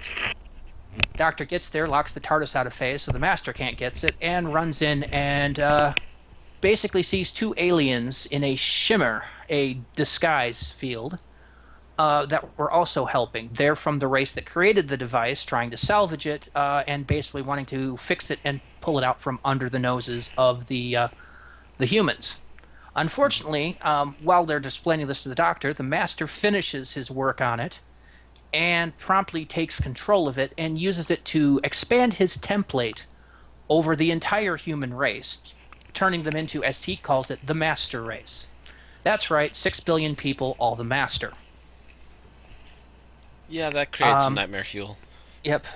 Yes, it does. That starts the second part 2 of it, where the doctor is now captured by the master race and being interrogated to where his TARDIS is. During the process, a call came in from Donna, which alerted the master to the fact that she's still there. Sending more of his masters to go get her, she starts remembering all the weird stuff that happens, and in a blast of energy, collapses unconscious and knocks all the masters out. While this is going on, the master brings out a guard to shoot the doctor, but it turns out to be one of the aliens in disguises, which grabs the doctor and escapes. The master wants to track them down, and the doctor, in a hurry, gets beamed to their spaceship and force shuts everything down before the master can track their energy signature. This then starts a bit of time where Wilf has another vision of the woman he met at the very beginning, and that instructed him to arm himself, which he had done before disappearing with the doctor on this little adventure. So he has a gun in his hand, and he urges the doctor to take it. Around the same time, the Time Lords, which has been showing up here on and off in this second part, forged the semaphore link with the Master to create a signal that they could home in on. They then strengthened this signal by taking an item and shoving it down the link. This item is a diamond, a white point star that is only found on Gallifrey. This, of course, gives the Master the plan to extrapolate this white point star to home in on the source of the signal and basically bring it to him. Upon hearing this plan, the doctor goes into emergency go, fixes the power on the spaceship, and does a massive dive for the name of the state, which involves a lot of shooting down missiles and dodging. At the end of it, he jumps out from an emergency hatch on the spaceship and crashes through the roof of the main area and lands in front of the Master right as the Time Lords, led by Rassilon, are coming through. The Doctor explains to the Master what their plan is. The Master originally plans to expand his Master race to every Time Lord, but Rassilon pretty much puts an end to that with his Power Glove. We're just going to call it the Power Glove. Because it's so bad. And then mentions their plan to start the final sanction, the end of time. And, of course, the Doctor can't let this happen, and it winds up with the Doctor pointing the gun between him and the Master, trying to make a decision. After a little bit, and seeing the same woman that Wilf has been seeing as one of the Time Lords standing in disgrace for voting against this idea, he gets the idea of telling the Master to get out of the way and shooting the white point star, thus breaking the link and sending the Time Lords back to hell, aka the Time War. At the end of this, he's sitting there and thinking he survived, but then he hears the thing he's been fearing for the last, 2-3 specials, the knock of 4, which is coming from Wilf, who in the process of all this got himself trapped in the power vault that was used to power the device, which is now overloading. After some rage against the machine, or rage against destiny, the Doctor then helps Wilf and exposes himself to a crapload of radiation, which he then absorbs at the cost of starting his regenerative process. The Doctor drops Wilf back off and goes to claim his reward, which is checking in and safeguarding on every companion he's ever had. We only notice the ones during the RTD era. Finally, at the end of it, he sees Rose, the person he's been pining for since the end of Series 2. After wishing her a good year, the same year she met the Doctor, he staggers back to the TARDIS but collapses before he gets there. Ood Sigma appears in a vision before him and tells him that they will sing him to their sleep. And while listening to the Ood song, the Doctor manages to stagger into the TARDIS and send it on its way, where, after a heartfelt "I don't want to go," he regenerates into the 11th Doctor, Matt Smith, rather explosively, as a matter of fact, which is causing the TARDIS to crash. After a little reacquainting himself with his body, Matt Smith tries to figure out what's going on, and realizing crashing, shouts his now trademark Geronimo as the episode ends. Whew. Not bad for summarizing basically, what was that, about an hour or two, about 2.25 hours? It was over 2 hours. Just over, yeah. Okay. So, I'm pretty sure we're of very split opinions on these episodes. Now, I believe Erin has the least amount of time, so maybe we should get her opinions first on this. Mm-hmm. Not to put you on the spot, but... But also, we need to also hurry this up because we actually spent a lot of time on the little news we had. Yeah. Yeah. It was, and plan on going to bed here in about 15 minutes, so. So yeah, after you, Aaron. Okay. I did not like this episode. I've never been, or this storyline. I've not been too fond of David Tennant or Russell T Davies. I don't hate them. I think they're both competent in what they do at least, but I just did not like the story. I felt it kind of dragged on. Um, it felt like it should have been, if you're going to do this, it should have been more important and bigger feeling. It just felt like a lot of padding. I heard that the original cut for him going back to see his former companions and comrades and whatnot was actually going to be longer. I'm not quite sure if that's true though. That was a little bit touching when I went back and rewatched it, but it also, I remember it just dragging on when I first saw it. I felt like the master. It was interesting what they did with him. It was kind of weird, but it was also incredibly cartoonish. I think that if he was constantly feeding to rejuvenate himself, or to maintain his energy, that he was quickly losing, I think they should have taken it maybe even a step further and made it really completely off the wall. Have him devouring the actual matter around him, like the cars, the buildings that are falling apart in the background. Have him eat the entire hamburger truck or absorb it somehow. I also feel that I don't know. I like I actually do kind of like the Time Lords in this. I felt that they were probably one of the stronger parts. Mm-hmm. Um, and but I think maybe it would have been better to either have either the Time Lords or the Master in this, maybe not both. But I guess oh gosh, and also the part where he turns everybody into himself. It actually may have been better for him just to do like mind control. Although that may have been like a rehash of the end of season 3. He commented that that would be like too easy or something like inside while I was watching the special, but I think they could have saved some expense on the special effects that they used if they had just done mind control, and I think it would have been a lot more creepier. Of course, then they would have to, hire back all those actors and everything too from previously. Um, well, And the line on which the entire special seems to have been conceived by wouldn't be able to be included either. yeah, The whole master race thing. Yeah, yeah, world's worst pun. yeah, it's maybe they should have ditched that too. I just didn't like that.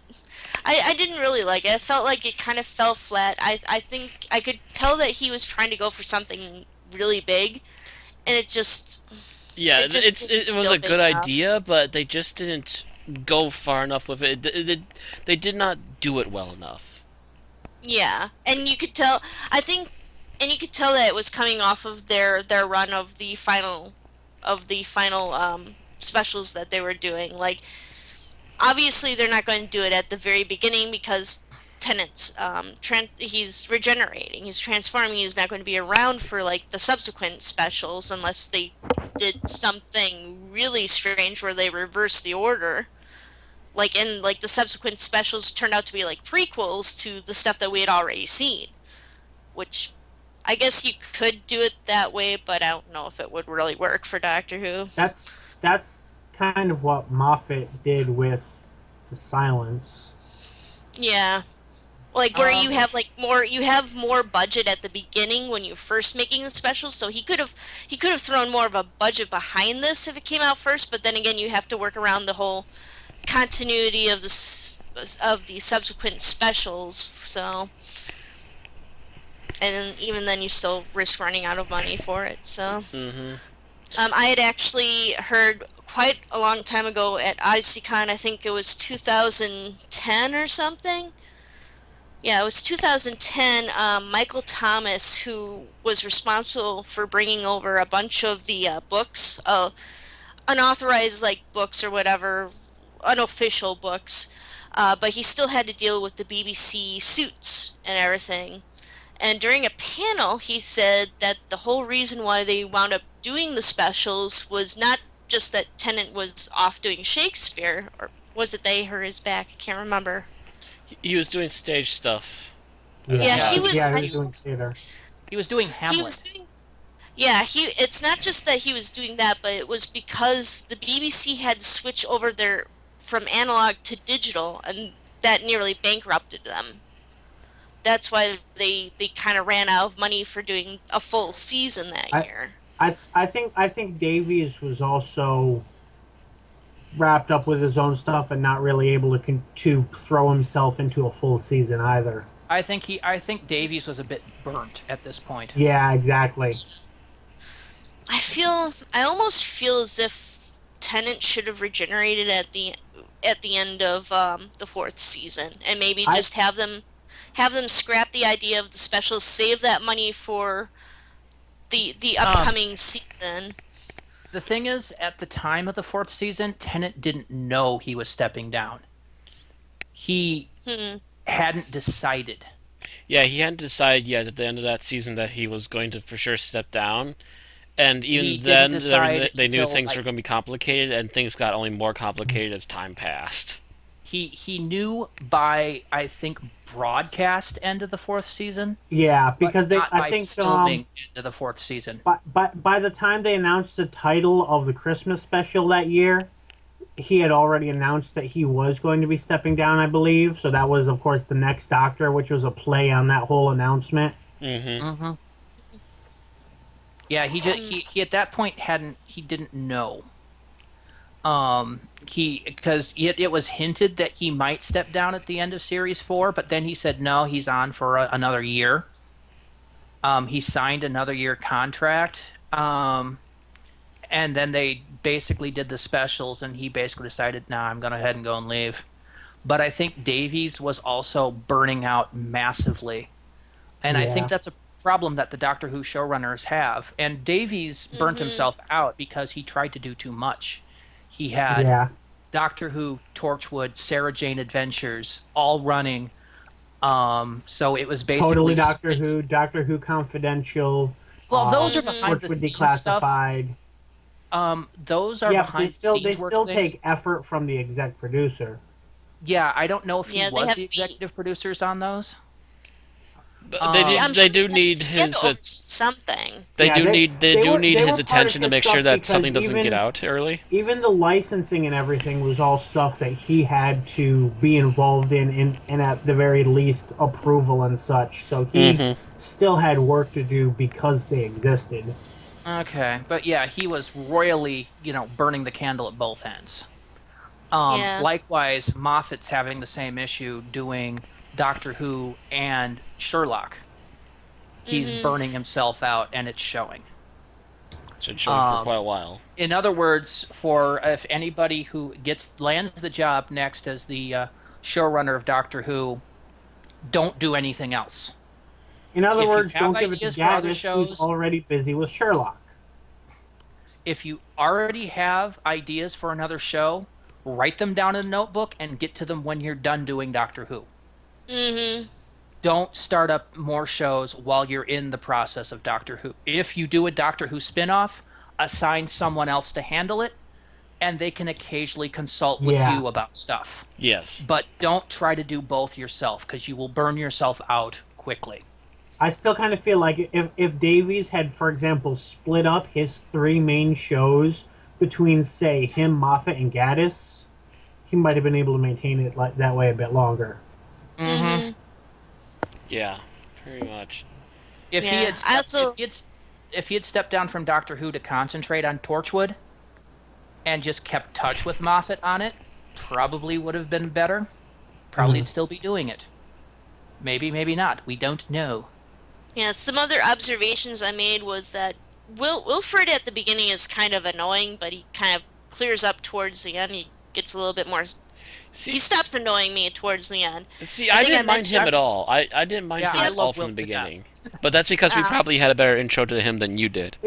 Yeah, we remember him throughout most of Series 4, and it's just I I've base I've it. seen him in Series 4. I've seen all of Series 4 Hmm. Yeah, and Wilf doesn't everything. bother me. In fact, I would love to meet Bernard He Cribbins didn't in person and give him a hug. he didn't bother me before. It's just in this special, he happened to be playing kind of, especially at the beginning, he was like kind of a happy little puppy dog, and it was just kind of Well, that's like, kind of to be expected of him, by now. Mhm. yeah. But he reminded me, he's about as annoying as the children sidekicks in anime. Hmm. See, the Which, thing is, which though, is interesting that's because what technically his second outing as a companion to the Doctor, albeit his first time was versus Peter Cushing in the movie version of the Dalek Invasion of Earth, I also way he back in also the '60s. he's also appeared in movies with, at the very least, John Pertwee, if not others. Yeah, mhm. but I mean, that's his the second time he's been a companion of the Doctor. Yeah. Yeah, I also mentioned that, like, either for this story or Miracle Day, I would have liked it to center around perhaps a government or something making a botched attempt at building a TARDIS, which would have created a catastrophe big enough to catch the attention of the Doctor and make him Well, race back to Earth to help the stop whole it. the whole alien technology thing that's in this could have been scrapped and probably made a stronger episode. Yeah. Yeah, I Mhm. agree with that. That could have Okay. been scrapped. There's also a lot of really unnecessary padding that could have been done a lot better with the Master. Let me lay down a plot line for you, and it's a variation on this, rewritten slightly, and see what you think. Okay. Secret Society of Harold Saxon revives the Master. Not partially revives the Master, flat out revives the Master. So none of the stupid Skeletor stuff. Okay. Yes, none of the Okay. stupid Skeletor stuff, none of the alien technology, but the Master, using his underlings and cronies who have spent the last 3 years to get key areas in executive power, stages a coup d'etat on the whole of England, placing him once again in charge of the country. The Doctor, hearing about this, um, starts, lands on Earth and tries to stop it.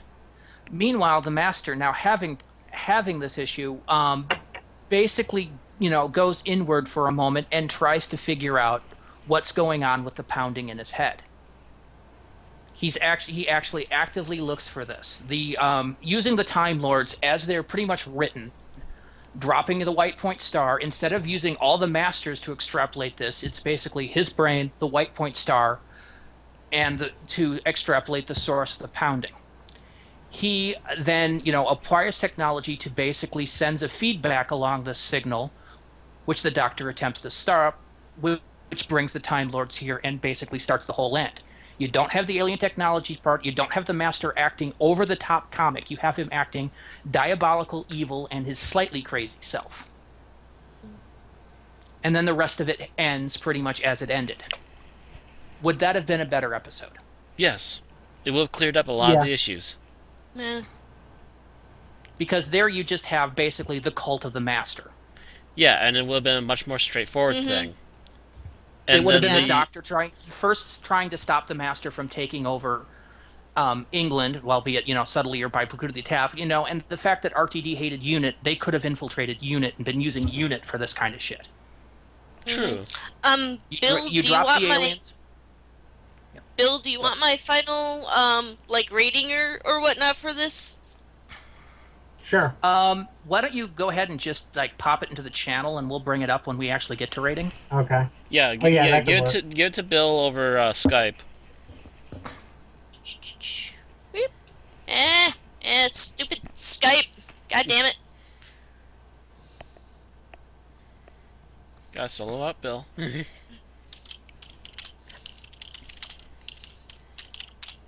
While you're typing that, I'm just going to mention.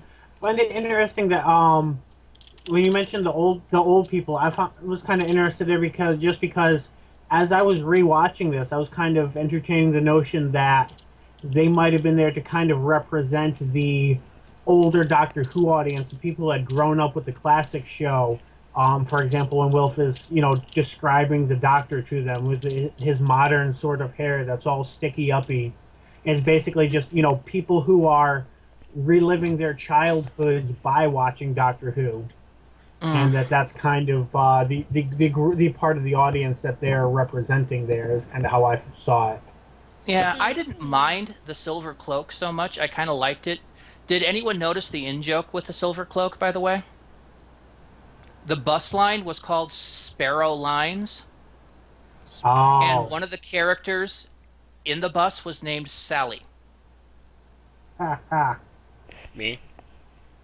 It's a tongue-in-cheek reference to Sally Sparrow, the main character in Blink. Oh. It's not supposed to be Sally Sparrow because she's supposed to be, basically still the same age in the modern times, Mm-hmm. but it's just kind of an in joke. Mm-hmm. Yeah. And no, I didn't mind the silver cloak. I wouldn't have. I would actually have been kind of fond if the Doctor had wound up utilizing the silver cloak in the little plot line I mentioned to track down the Master. Mhm. I Maybe. thought that would have been kind of cool. It would have involved, enhancing some of their characters a little more, which would have been kind of cool. Yeah, which would have been a good thing. Yeah, because you wouldn't have had Again, to. it feels like the first half is too ponderous heavy, whereas the final half of this was actually finally cutting the fat and getting to the point. Yep. It was also the special kept alternating between drama and comedy, and couldn't really Did we just find lose that Bill middle again? line to. No, Can you I'm hear hearing me? Bill. No, No, you're oh, did you losing hear me. something? It must have been Aaron. No, you lost me. What's Oh, happening Oh, is okay. Yeah, 'cause I I'm was hearing losing a Bill little bit of fine. bandwidth. Let me gotcha. close some tabs here because I've got a lot of stuff running. Ah, I, that was my issue earlier, but we noticed that before the Before the stream stream, started. so So then yeah, we I had to helped get this Bill stuff well, I closed. think it's kill the it. fact that a lot of these news sites that you pop up have a lot of ads on them, Yeah, and those ads are freaking video ads, which I hate. actually, that was the problem with mine. That link that Aaron had posted in the chat that ended up including the whole Capaldi rumor. Yeah. Whatever video or whatever, for some reason that caused the Flash plugin to start using a gig and a half of RAM by itself, which pretty much Jesus. deadlocked my Yeah. computer. Yeah, some things piss me off like that. So yeah, now all I have running is Skype, Mhm. Google Docs, fanfiction.net, and Wikipedia, and I'm not closing any of those. Yeah. Okay. But yeah, it felt like Uh, they were just kind of circling around too long in the first Yeah. yeah. half. So the It's way that that if I they That's were had, definitely going the for biggest really problem. really heavy drama and comedy at the same time, and they just kept flipping back and forth rather than having any sort of real yeah, Yeah, they were rhythm that going you there's to could the get along into. couldn't seem to decide whether they wanted to stay serious with a little bit of silliness or if they wanted to go completely camp with a little touch of seriousness. yeah, the thing about John Sims' Master, this evil for the lulz Master, does bother me a little bit because I prefer the Master to have more of a dark humor about him. Yes. And some of his humor was dark, but it's over the top camp dark, which bothers me. Plus, there's the fact that a good chunk of the Master is obsessed with bringing back Gallifrey and the Time Lords, and I'm like, why? Well, If you look, at least we if can you see look here at it's the because he Delgado wants Master, to. In this specific episode, he wants to take over their bodies. So I can yes, kind but of see why he wants that here. yes, but my thought is Delgado's Master, Ainley's Master didn't give two shits and a flying fuck about the Time Lords. The In only fact, time he was interested, either of them were interested in Time Lords, is when they were starting to promise him extra regenerations. He's like, they had oh. to bribe him. If you remember, they offered him a full pardon for his crimes, and he's like, "Why would I want that?" That was pretty much his response to that. Why We're would I willing to want offer that? you I a don't full want to come pardon. back. What makes you think I want one? He's a bad guy. He likes being a bad guy, but he didn't give a crap about the authority of the Time Lords. Which is funny. Now The that Time Lords were Gallifrey, going to execute the Doctor, but they never even came close to executing the Master. I mean, you could say they never caught him, but they apparently came close enough. but then the Master comes back in Series 3, the time and learns from the Doctor that the Time Lords are dead. What's his plan? To use these things from the future and the human race to create a new Time Lord race in Gallifrey in the sky. Why? That's never explained. Why? And so he dies. And now he comes back. And what's he doing again? He's basically trying to bring the Time Lords back from Gallifrey so he can be in charge of them. This was never his plan. What the fuck's up with that? I don't quite get it. That's not the fact that he's using it as a power scheme. It's the fact that he's obsessed with this at all. Yeah. That's what bothers me. The part the fact that the Master even gives a care about the other Time Lords. I mean, obviously he still has quite a few regenerations, one would think, at this point. So he's not even worried about that right now. No, he's not. He doesn't. He doesn't because he well, actually, because of the whole Skeletor thing, maybe his regenerations are messed up with that now. Yeah. In this, he does. I mean, but as of Utopia, he was only on his second life of this body. Mm-hmm. Yes. And unfortunately, he chose not to regenerate, which means he basically gave up all his regenerations and he died. So we're back to Corpse Master. He seems to have a really bad scheme of how to go about things. I was just about to say something, and I mean, it might have to do with the fact that this Master, having been brought back to life during the Time War, saw the new capabilities of the Time War after the War in Heaven, during the Time War, and he saw how powerful they've become and decided, I want that. I want what Rassilon has now. I want that to be mine. And that might be where all this is coming from. That could have been it, but they didn't explain it that way.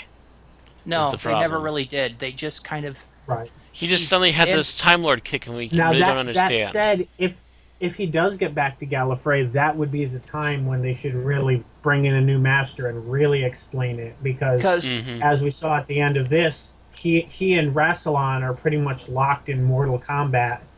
And I'm kind of curious as to who would win that. I also know why they did that. The original ending of Pertwee's reign, the final episode of that series was going to be the death of the Master. The Master was going to die protecting the Doctor. It was pretty much the same scene, only it was going to be Delgado's Master, and I'm not sure who he was going to be protecting the Doctor from at the time. Yeah, I don't know that they managed to finish That's that also story. the same story that would have established the fact that the Doctor and the Master were brothers. Mm-hmm. Something they kind of lampshaded in Series 3. Yeah. And again, I do hope that they do bring back the Master, and there's definitely a very good possibility that they very easily could. Since essentially all they're doing is pushing the Rassilon and the Master back into wherever Gallifrey is locked away. Yes, and now we know that it's not really locked away, but hidden in an alternate dimension. Which also, of course, means the fact that we might be seeing Rassilon again. Yeah. Rumor has it that the Master will be coming out sometime during Season 8, but that is a rumor at this point, and not known. I'm still kind of thinking the only way for the Doctor to find Gallifrey with the Master, Rassilon, or both still alive on it is for him to manage to find some loophole and claim the presidency again. Actually, I wouldn't be surprised that because of all the power that it probably took to make that gateway, that the other Time Lords found out about what Rassilon was doing and probably came down on him in force, while and the Master were still duking it out. Except for two Time Lords all supported him. So obviously the War Council didn't give two shits about what the High Council was doing. The High Council backed him up, so who's going to fight against him at that point? Well, I'm pretty sure the rest of the Time Lords were too busy fighting an actual war to be putzing around like Rassilon was. Rassilon was looking for his own way out of the whole predicament, while the others were actually busy still fighting the war. Yeah, he had just had a massive High Council. One could almost say 7 planets worth of High Council. I didn't see that many. backing him up I there. didn't see that many Time Lords backing Rassilon It in this was though. it was as big as the Senate chamber in Attack in the Phantom Menace. And it was all Yes, it filled was. with I Time don't Lords recall this, wearing but the same okay, I'll Yes, trust you on it that. robes. was. It was in the ending of part one. Hmm. He's That basically was addressing when they this. all shouted. They all shouted, "Gallifrey rises." Yeah. For actually, it was for like for something for Gallifrey. And I No, might it further was like add that either Gallifrey falls or Gallifrey rises, and then they all chanted, "Gallifrey rises." I would also add that this is probably them also going with a last ditch effort that they weren't sure where it was even going to work, but they're like, sure, go ahead, see if it works. And if it failed, they probably would kind of go, yeah, we're a part of that. By the way, capture Rassilon. He's doing some stuff that he probably shouldn't be. Well, you got to remember the situation in the Time War at this point. That had apparently been going on for some time, as established by what they're saying in the council meeting. The war, and by what the doctor had said, the war had turned into hell. So you've gotten all these horrible, horrible things that had been created or mutated during the war. The Hall of Travesties, the Nightmare Child, the Could Have Been King and his army of meanwhiles. Stuff that we don't know what they are, but by the sound of the doctor worrying about him, it's horrible, horrible stuff. Um, the Daleks are pretty much knocking on their door. You Or look at as we've seen in the prequel special to this, they're pretty much knocking down the door and stomping over the threshold. Yeah, you take a look at Gallifrey in the last day of the Time War, and you see the glass dome around Gallifrey's been broken, and you see the entire area around it littered by knocked down Dalek ships. And if you look at, the situation as shown in Day of the Doctor, basically the entire planet is blockaded by hundreds of Dalek ships. Pretty much, there's the Time Lords know that if anything goes on, they are going to lose the war. The Daleks will come down and they will kill everybody, and there's nothing they can do to stop them. So instead, the Council comes up with this idea that if they can't keep control of time, no one will have control of time, and plans to institute the final sanction, ending everything. The Doctor, of course, basically is going no more. He can't believe they're going to do this. He's absolutely, shocked and horrified at what he's seen thus far and what they're willing to do. So he steals the moment. And he's planning on killing Time Lord and Dalek alike. And so, and Rassilon, you'll notice Rassilon doesn't say that the Time Lords can't die.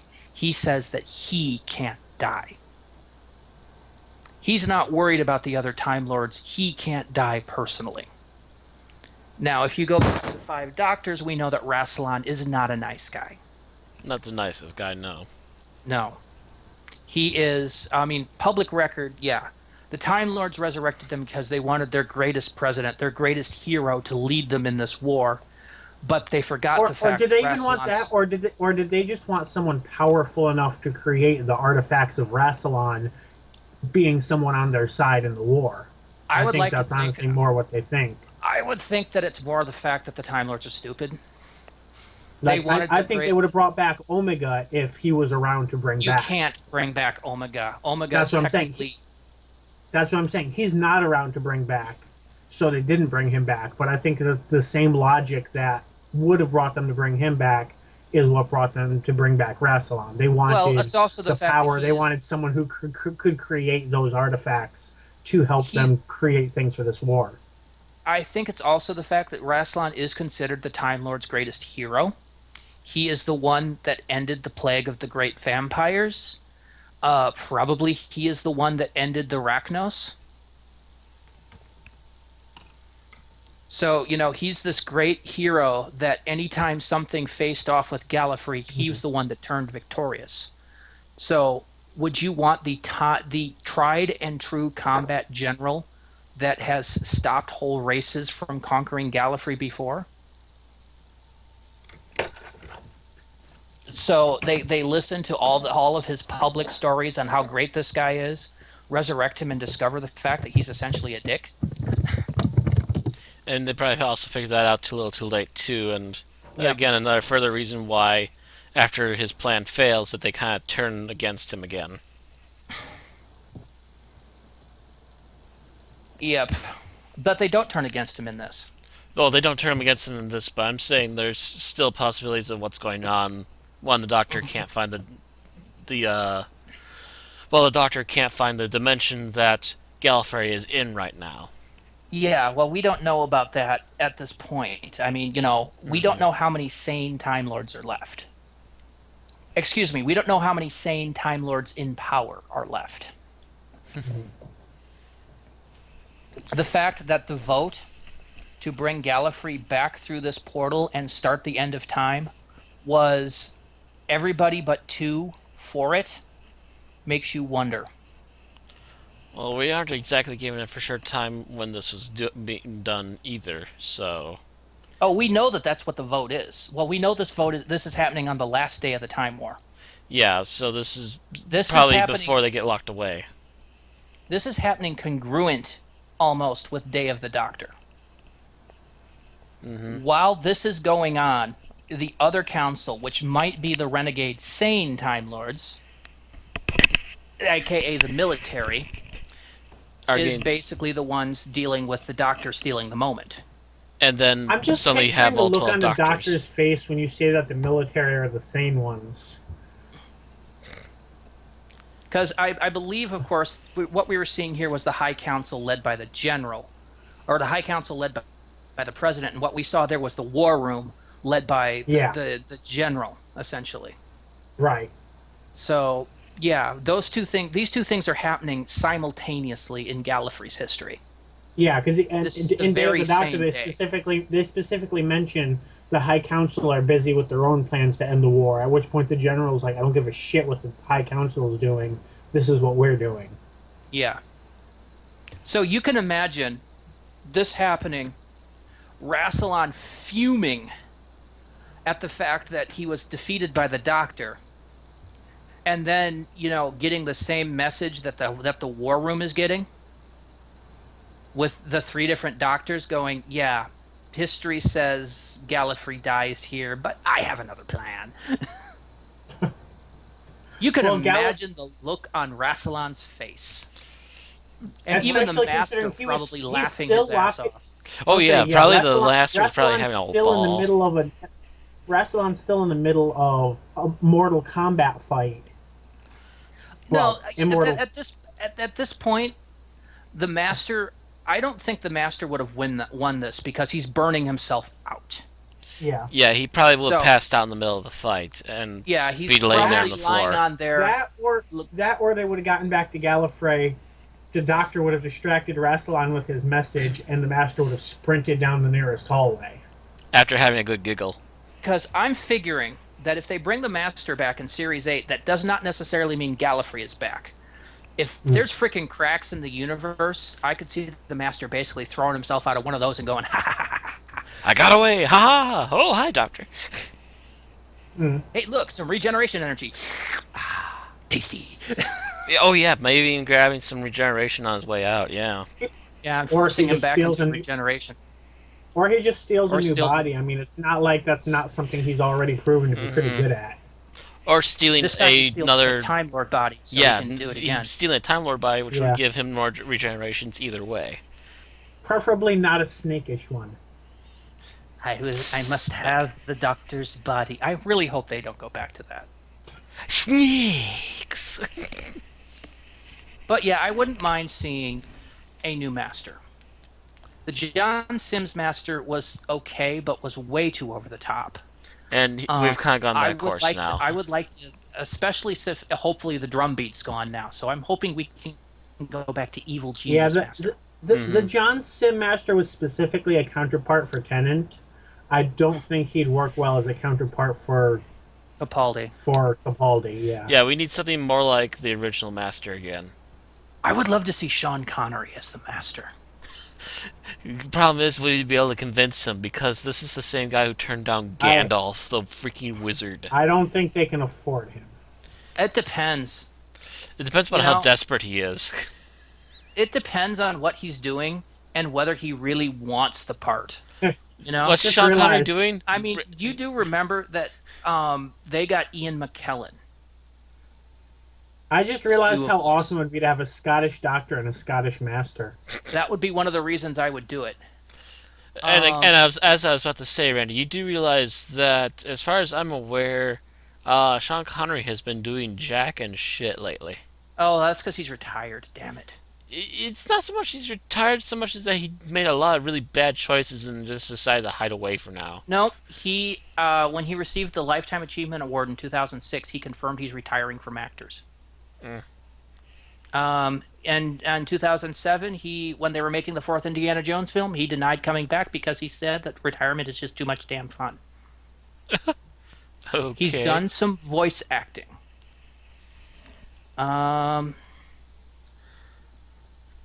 And other than that, the only thing we've seen him in is golf tournaments. Let's see if I get paid money for this. Heads or tails, you cheap bastards.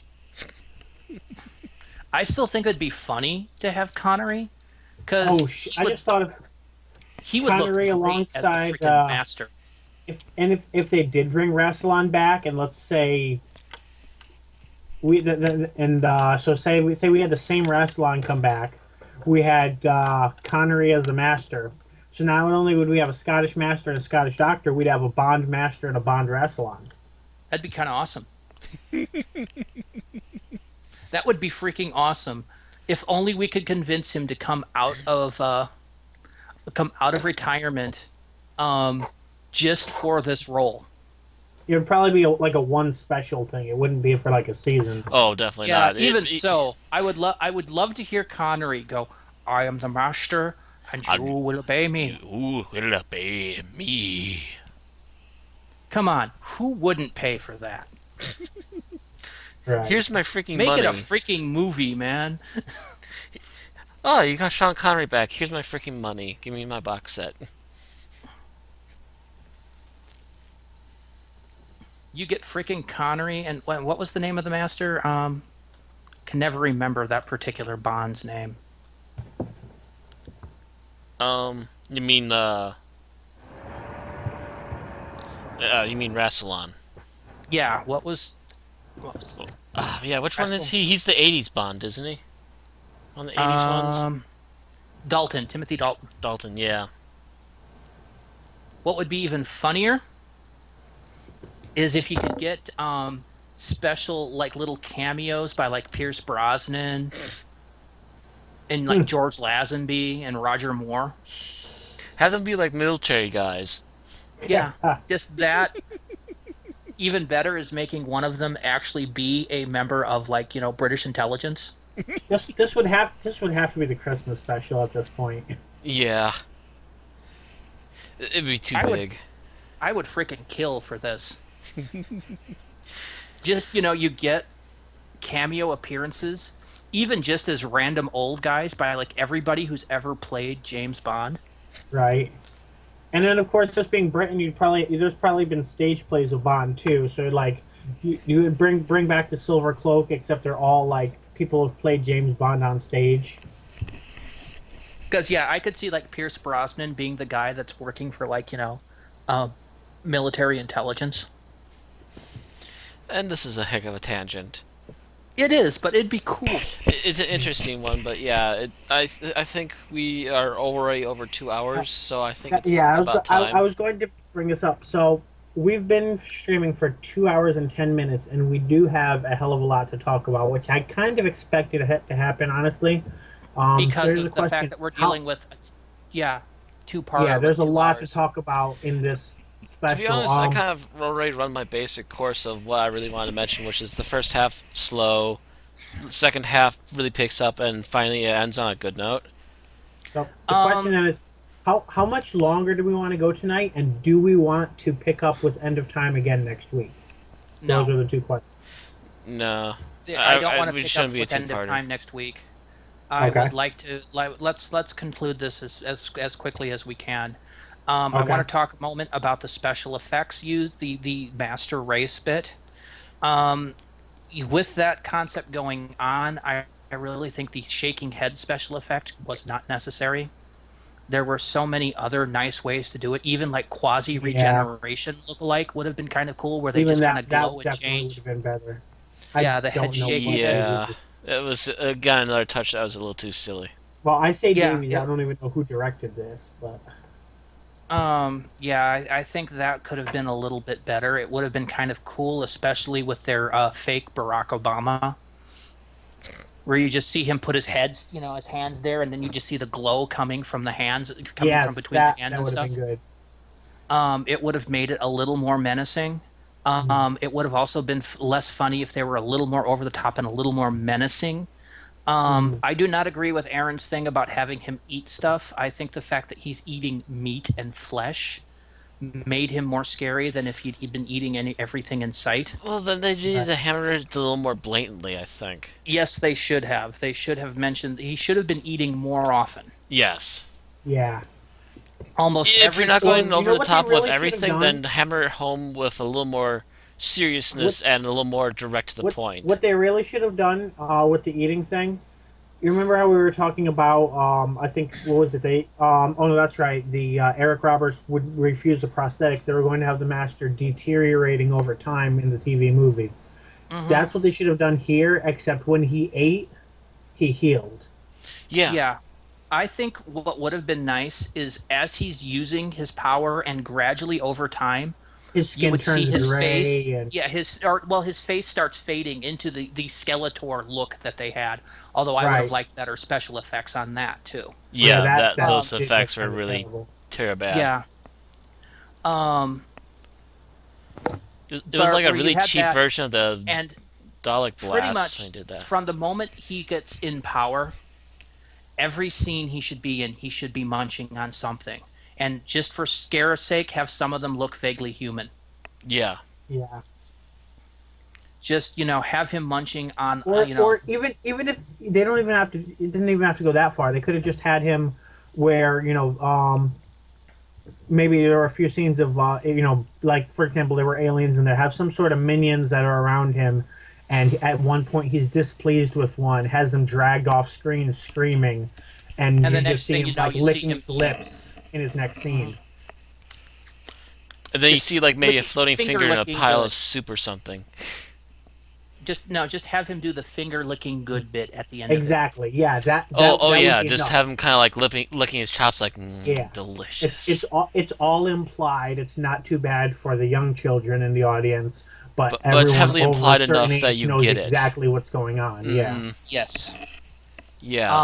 That would have been better. Yeah, the special effects in this could have been better. I would have loved to seen a little more of the Silver Cloak and have the characters fleshed out a little. Now, I would have of liked to see a course, lot of them have been like old war vets and stuff.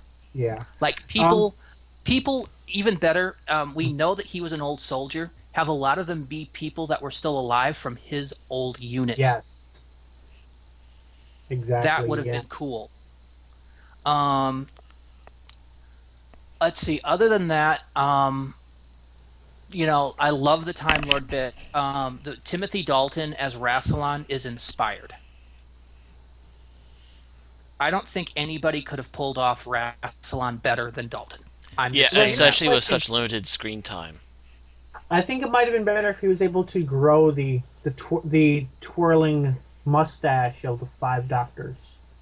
No, because it's a different incarnation of Yeah, Rassilon. Yeah, you gotta remember it's a regeneration, so but I don't it would blame be a them for way not it would having be a that. way to link like certain Eh, people would be just more no, predisposed to again, that's have going I more towards giant over the my top. mustaches. my bitch is the lack of him using the seal of Rassilon.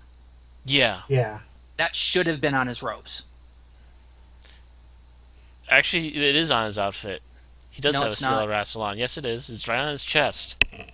I can show Let you me a close see. up of his outfit. It's right on his chest. You're kidding. I looked for it. I didn't see it. I'm going to pull it You up got a on the photo? stream right now, Okay. and I'll Yeah. give you the photo when I find it again. It should have been on his staff too. Yes, it should have. That in particular. Well, I don't know. His staff, I think, was supposed to be a modern version of the key of Rassilon. Yeah, and Uh, and there's definitely nothing on his staff, but definitely his no, chest. he's wearing something on his chest, but it's not the actual seal of Rassilon. It's still in the same shape and design, though, is the thing. It's not the same design, and that's what annoyed me. Let me have this. The Doctor stole all the seals of Tab. Rassilon. I told you to open a new tab. I didn't tell you that.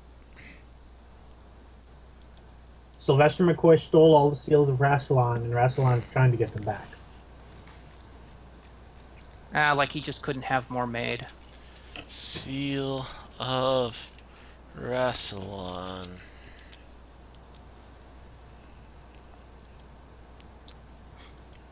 Actually, when you look up Seal of Rassilon, both of them are there. Matter of fact, there's like 3 or 4 versions of it. Yeah, but the other ones that show up didn't show up until that episode. The figure 8 one that is like usually the first one to come up is the original Seal of Rassilon. It's what Dalton should have been wearing. And then there's a slightly different one, and yeah. Yeah, those other ones didn't show up until the episode.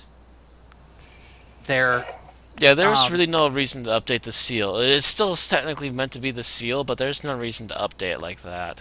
No, It's not there even that isn't a great of an reason. update either.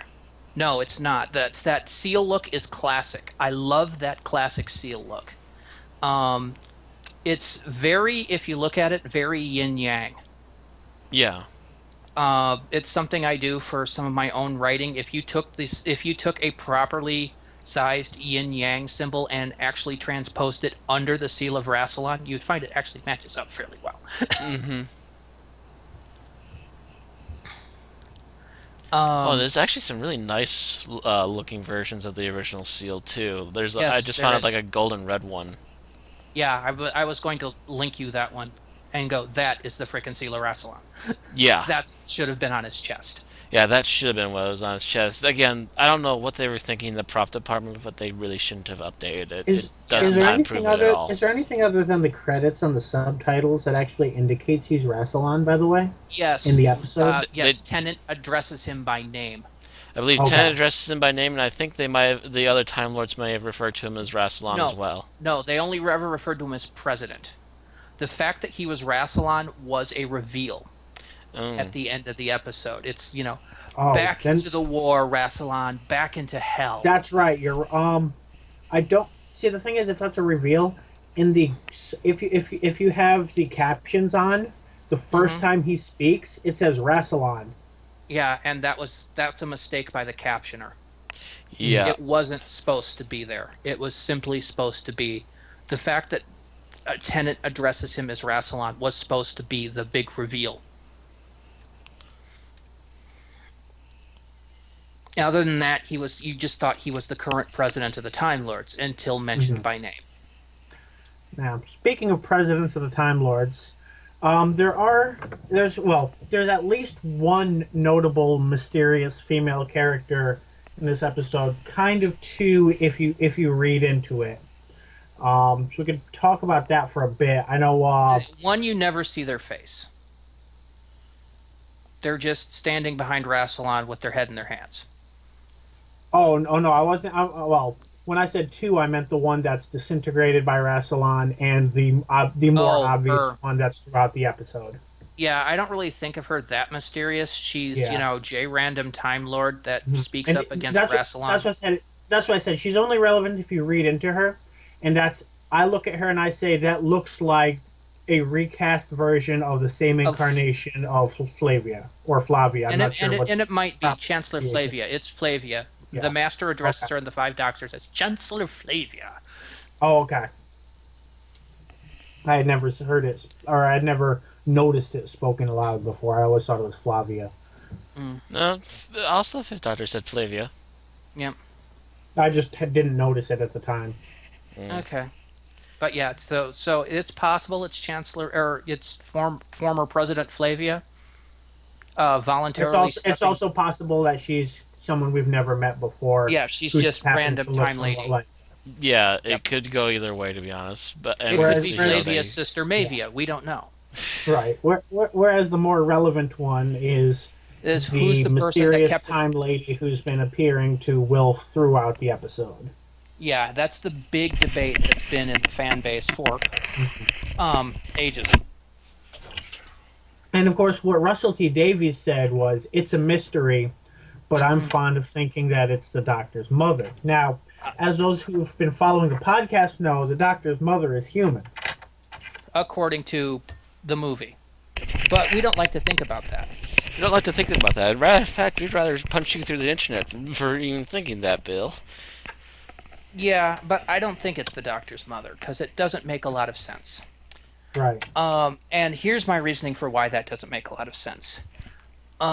You would think that when the Doctor chose to leave Gallifrey, it was also because he didn't have many ties to leave behind. He took his granddaughter with him. That's pretty much saying that there was nobody left on Gallifrey to care for her. Kind of, yeah. Obviously, his children are dead. Mhm. Something happened to them.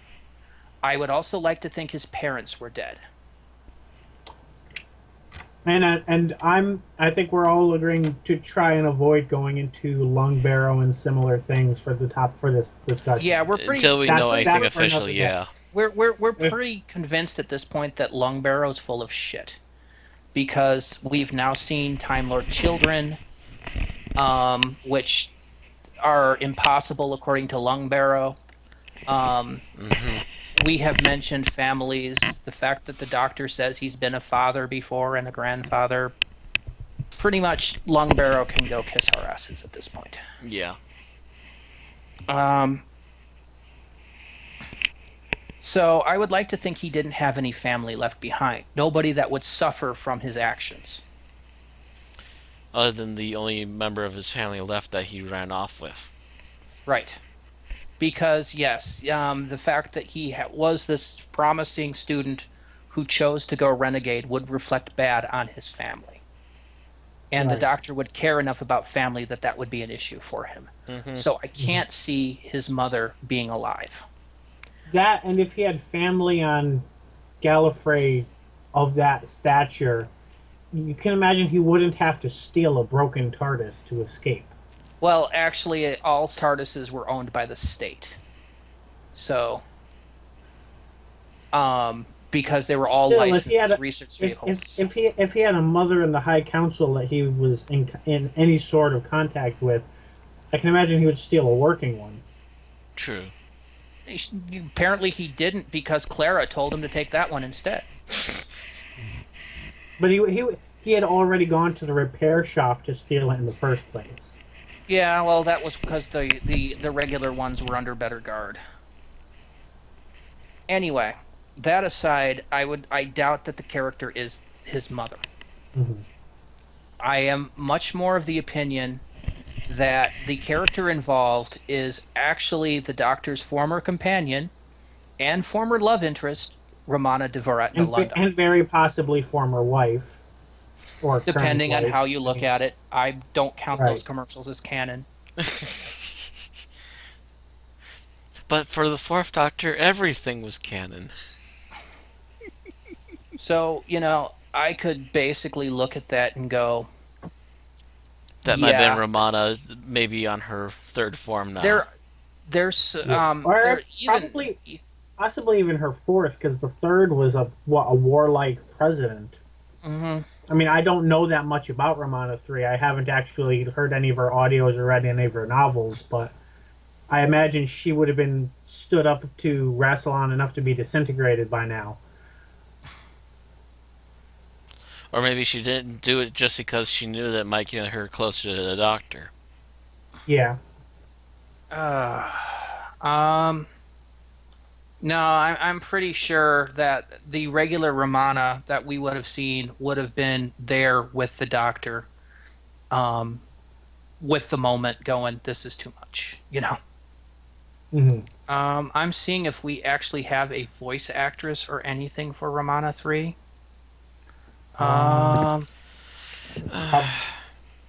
No, she was only books. She wasn't in the Gallifrey series? No, that was still Lala Ward. Okay. Yeah. So if she was Romana 3, she sounded just like Romana 2. Ah. Anyway, I think it's more Romana. There's some expressions that character does which are very Romana-esque. Yeah. And it's even more telling the fact that,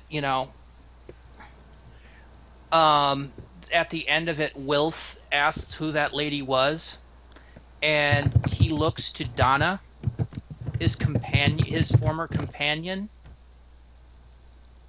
Dressed as a bride. dressed as a bride. Oh, that's right. We're not counting necessarily that part, but it still works very well for me, even if it was probably unintentional. Mm-hmm. It also could have been the Doctor's sister or cousin, because I would have actually that those ties wouldn't have been as close as parent and or child. Yeah. If it was like a sibling, yeah, that might have been Yeah, kind an of estranged sibling that now is looking to make amends. That's possible as well. I am not saying this is the case. My vote would be for Romana. And I would love to have Romana back. Oh, I would love Ro- to see Romana back. Romana 3 had black hair with a fringe, green eyes. We don't see her ankle in this episode. So that would be Romana 3's appearance. Which just does sort of match, but I don't remember the color of her eyes, though. Then we have Trey, which is another form of Romana who has an image that could possibly be a younger version of this one, but really nothing. By the way, there. going with the movie, And that's the one in the audio. Going with the movie being canon, apparently the Doctor's mother's name was Penelope Gate, who wound up creating a time machine and basically met a Time Lord and moved back to Gallifrey with him. So this is I'm linking in the Skype chat, is a future incarnation of Romana who does have a voice actress.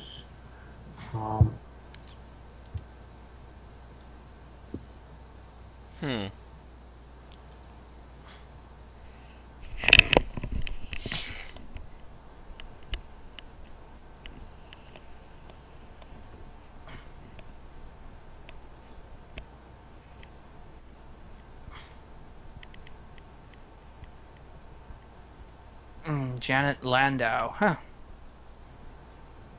Interesting. So this could very well be a Romana at some point in the Time War. Yeah, whereas they the one state it's not Romana we see 3. here is later. Right. Yeah, this is not Romana 3. But yeah. And as we've seen with the War Doctor, even the Time War went on long enough that even a Time Lord showed a lot of signs of aging. So this could even possibly be the same incarnation. I would like to think though that is Romana that you see, and that she still cares enough for the Doctor to try to save him. What in his biggest time of need, yeah. But we are now at about 2.5 hours. Yep. So I think I do any of us have anything left to say? Oh yes, I have one more thing left to say. That as much as yes, meeting the other companions does drag on a bit, I kind of like it. I wouldn't change that part of it at all. I would not change that. I would not change the end, the lead up, and I would not change any of the regeneration scene. I would only maybe trim a few seconds here or there, but only just for the sake of time, and nothing important. If I were to cut, it would be from before the Doctor arrives on Earth, because that's unnecessarily long. And the Ood, I think, were only added in because they were so popular, because otherwise they really don't make sense there. And also that whole action sequence with the shooting off the missiles and everything, that might just be me, but I just feel like there's not really any suspense or value in those scenes. You know what's going to happen, and you know how it's going to happen. the doctor not ramming the master is pretty much the surprise of that scene, and you could have cut out 15 minutes of footage before that without losing any suspense there. It's also a little ridiculous that the Doctor falls a larger distance than he fell off the tower in Legopolis, crashes through a glass window onto a hard stone floor, And doesn't and die. lives. Yeah. Yeah, but one, it's his body. Well, I don't know if you can even say a younger body because we don't really know what the inside of the body's like. But you can also tell that fall kind of beat the shit out of him too. Like Yeah, he is but not in good shape at the end of that fall. yeah, but he fell like twice the different distance that he fell off that tower. And a harder landing. And a harder landing with glass shards sticking out of him. Hmm. He should have been unable to move. I found that bit to be a bit ridiculous, but Well, no, he was I mean unable to move for a while. but that exact regeneration scene where he walks up, the whole "I don't want to go," I wouldn't change a moment of Oh that. no, definitely not. I would not. That was probably the most emotionally jerking scene I've seen in Doctor Who. And by the way, it beats Smith's regeneration scene by like 1,000 times. Um, it even beats Eccleston's "You were fantastic, so was I," which was sad. Which was sad, but not as emotionally jerking as the "I don't want to go." Yeah. Hmm. So, final scores then? I should, before we go into that, I should just add a note because it was our opening gag, but we never really went into it. Uh, yes, this doctor did have two regenerations, one of them during series 4 and one of them the following year. They're both considered having used up a regeneration in his lifespan. Eventually, we'll probably do the Stolen Earth, but we did not use it for the series. We are Because it was dealing not with the actual passing on of a doctor. we are Yeah, dealing with the actors' beginning and endings, not necessarily right. the And yes, he regenerations. did. I mean, if you want to be really pedantic, you can claim he changed his personality with that regeneration or whatever. He really didn't. It's the same doctor in series Yeah. 4 as in the specials. He just went through some different things in his life. It's really the First of same all, character. it was part of it was what happened to Donna really hurt him. And second of all, Um, he was traveling alone, which he should never do. too, and he had a doom over his head, which Mm-hmm. actually started in series 4 with the Ood telling him that his song would end soon, and Oh then God, it you came. said a doom over his head. Now I'm thinking of the Final Fantasy Doom spell. He's got the 99, 98, 97 counting down Kind everywhere of. he It goes. is kind of. Kind of, to a degree. It's ticking down a lot slower. Yes. But he knows that Does, his time does is that coming make up. Wilf a Think of Tonberry? how different Tom Baker's personality was in Legopolis Yeah. as opposed to how it was there, and it's the same thing. Yeah. Think Yes, it of is. Exactly. Matt Smith knowing he's going to die Mhm. before he comes up with the solution in series 6. And he goes through the whole black moment too. Yeah.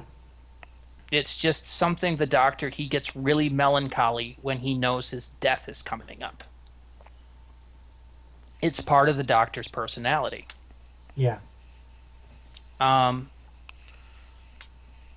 Normally he doesn't know because normally by the time he realizes he's going to die, he's in the middle of trying to save everything at once. Hmm.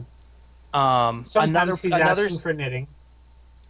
another yeah, well, that's the him being flippant and already knowing I'm freaking Yes. doomed. Yes. Um, um, but no, another scene I would not change is the scene between Tennant and Wilf, with Wilf trapped in the vault. Mm-hmm. Um, I would probably have to change the Yeah. context if my writing went on like the way it would have, but that whole bit where he's essentially raging against the machine, or he was I, raging against destiny, I I loved probably would have. that. I probably would have. Yeah. I probably would have rejigged that, like the setup to that, just so that the machine didn't seem quite so arbitrary. But but the actual scene itself, I wouldn't change. Yeah, that whole bit where I could do so Mm, much more. right. I love that scene because yes, it just shows he knows that entire scene that he will save Wilf. Hmm. He's just allowing himself a moment of raging that it's Yeah. not fair because he knows that's going to be his end and he knows he's going to do it, but he just But even doesn't feel. then, he's so much calmer than he would be if he actually thought Wilf was going to die, because he knows he will be saving him. He will pay Hmm. the price, and he's okay with that deep down. But Deep he still down, needs to vent. He's yeah. going through that whole Caves of Androzani ending again, Actually, he's except with time to vent. he's going through, it's kind of him going through the 5 stages of grief, Yeah. just ahead of time. Anywho, we are again almost up to Yeah, three well, hours. that was the last thing I wanted to talk about was the Mhm. finale, and Hmm. that was probably the most brilliant. I love that finale. Yeah, like I said, the last I half get all was the best choked up. part. Yeah, I get choked up by the end of the finale. Hmm. So, since we're pressing for numbers, again, the first half, I'm kind of about a lot of it. There could have been a lot of tightening of the script, and they could have made that first half a There's lot a better. few good scenes in there. I love the cafe scene, Hmm. for instance. But But yeah, there's a there's a lot of lot of it. stuff that could have been filtered out, and other things that could have been tightened up if they filtered other unnecessary things out. But the second half was definitely a lot stronger, This thankfully, is and made up for it. this is kind of the problem of having the writer and the script editor being the same Yeah. person. Yeah. So I guess overall, 3.5, maybe 4. I'm trying to think. I'm trying to decide between the two. I would at the very least give it a 3.5. Okay. It's definitely better than slightly better than average. Okay. All right. Bill, why don't you give your thoughts and then add Aaron's thoughts? That's what I've been dreading ever since we discussed reviewing this, was coming up with a number for this, because there's a lot of things I like about this special, especially the very ending. Uh, a lot of the more emotional scenes. Tennant in this episode is pretty much spot on, brilliant. Pretty much anything I can think of. Rassilon is great, although there are some campy bits, but they're generally overshadowed by He's other freaking things. Timothy Dalton. He's chewing scenery. That's kind of what he does. Yeah, I mean, the Master is probably the worst bit, and none of that is John Sims' fault. All of that is pretty much the writing or the effects chosen. Um, and honestly, the script is probably the weakest thing about this special. And as someone who really focuses on the writing, that makes it hard to come down with a fair score. I think I'm going to come down with a 3.5, because I I mean, there's enough strong points that I'd say I'd pick this over the average episode, so Yeah. I'm going to go with that above average score. Um, Now I'm going to read Aaron's. Aaron's final thoughts were: I'd rather shovel cat shit than watch this. 1 star because I miss Catherine Tate. So she gives it a Wow. 1 star. She Wow. really did not like it today. God. Yeah, she I she don't was know if not. I don't know what it is, but she really did not like going back to this episode today.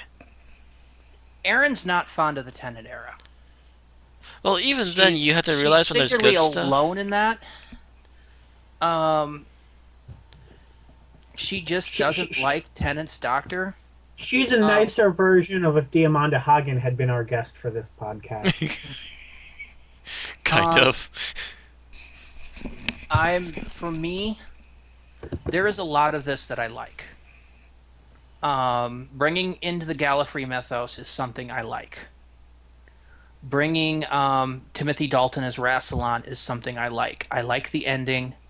I like this. Like I said, if they had cut out the whole other alien angle and made it straight. Episode 1 is basically the And Doctor real, dealing with the Master yeah. taking over, and And really, episode the whole 2, alien plot was all there as a throwback to Voyage of the Damned because it was a popular special. yeah, and that's the one thing that RTD annoys me with is bringing back a throwback just to be a throwback. Mm-hmm. Bringing back a throwback's an in-joke is one thing. Bringing back a throwback for being a throwback, kind of stupid. No, I think if you cut out the alien thing and tightened it, it would have probably been one of the best episodes of Doctor Who.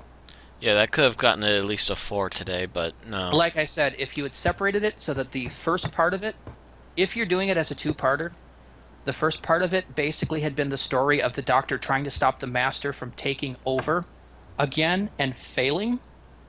Yeah.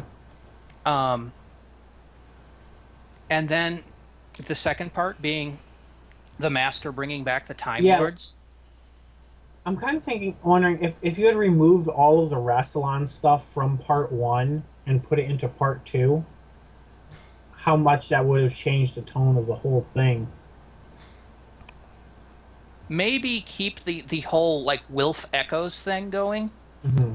just so you have a bit of a hint. Yeah. Yeah. Maybe even keeping Timothy Dalton narrating, but without revealing anything.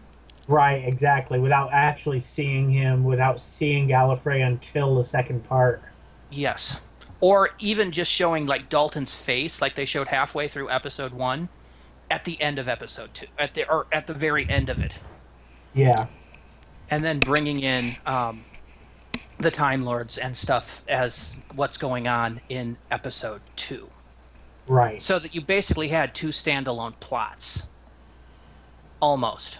Two connected, kind of a Logopolis Castrovalva kind of thing. Right. Where they both can be watched individually, but they stand better together. Right. I think it would have been a better episode.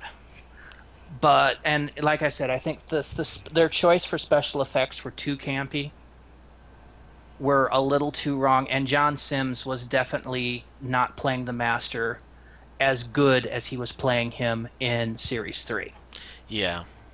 And I The just whole- think that comes down to a lot Again, of... the whole really stupid Skeletor Master thing going on. And I think a lot of that comes down to the tone, the producer being unable to pick a solid tone because it's some, and 10 times it was really dramatic, whereas a lot of what RTD wanted was, for example, all the scenes of John Sims in women's clothing as the comedy of the episode, and it's really jarring. Even the John Sims in women's clothing, I didn't mind so much. It was John Sims acting like a freaking cartoon in all this. All the nice happy clapping and other stuff was just a little too over the top. The fact if you saw them in the men's and women's outfits just doing their job, that would have been good. Right. Yeah. Because that just means that, yes, he's copied over. And like I said, the special effect could have changed to been a little less campy and a little more menacing. Yeah, you kind of expect John Sim to be doing the duck season, rabbit season kind of thing in this episode. He is a little too Bugs Bunny in this. If you take a look at what he did in Series 3, he was not this over the top.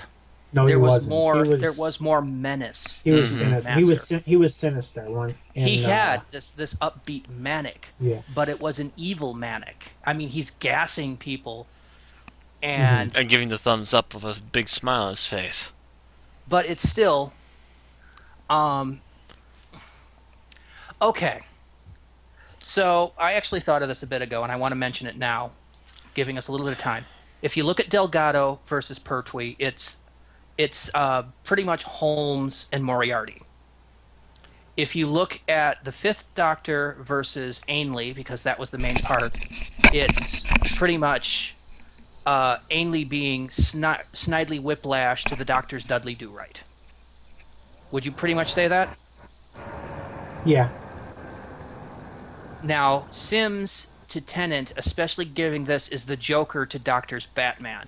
And this particular thing is the less threatening. He's basically playing the 60s Batman show Joker as opposed to the Nicholson Hamill Joker, which was what he was playing in Series 3. Yeah. That's my equations on it. That's my thoughts on that on the various things of the Master that we see there. You skipped Roberts. I am not going into that right now because the one-shot Masters I'm ignoring. Yeah. And even the Masters in the Fourth Doctor era was technically the same Master played by two different people, so not going into that. I'm not going through the one-shot Masters because I'm just dealing with the reoccurring ones. Gotcha. I would have to find new analogies, and I only have those three right now. And those are the three Anyway. main ones anyway. Yep.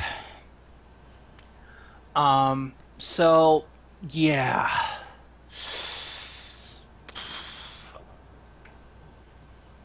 Final score. Score. He sounds like he stubbed his toes. Oh, what do I want to use for score? Let's see. Like I said, there's a lot of this I like. The only thing I really don't like is the whole alien bit and the special effects. I really want to give this a 4. I really do. Because I will watch this above a lot of other things. I am not as hatred of it as a lot of people are. I'm going to go ahead and give it a 4. Okay. Just because there's a lot of scenes in it I like. That gives us a dead 3 out of 5 average. So, all considering it's average, although we will also concede that Aaron was kind of having a hectic day and this episode was not helping it. Yeah, well, she's mentioned before that she doesn't like this episode, and yeah. And there's a lot of reasons to not like it, but there's just Yeah. many reasons to like it. Her opinion is common enough that I doubt it's. Yeah, it's not going to be specifically by a not bad day or founded anything. by other fans too. So it could be either one of your greatest joys at the very end of a good run, or it could be the stubbing of the toe, and you just Like go, "Oh, screw this," and skip it.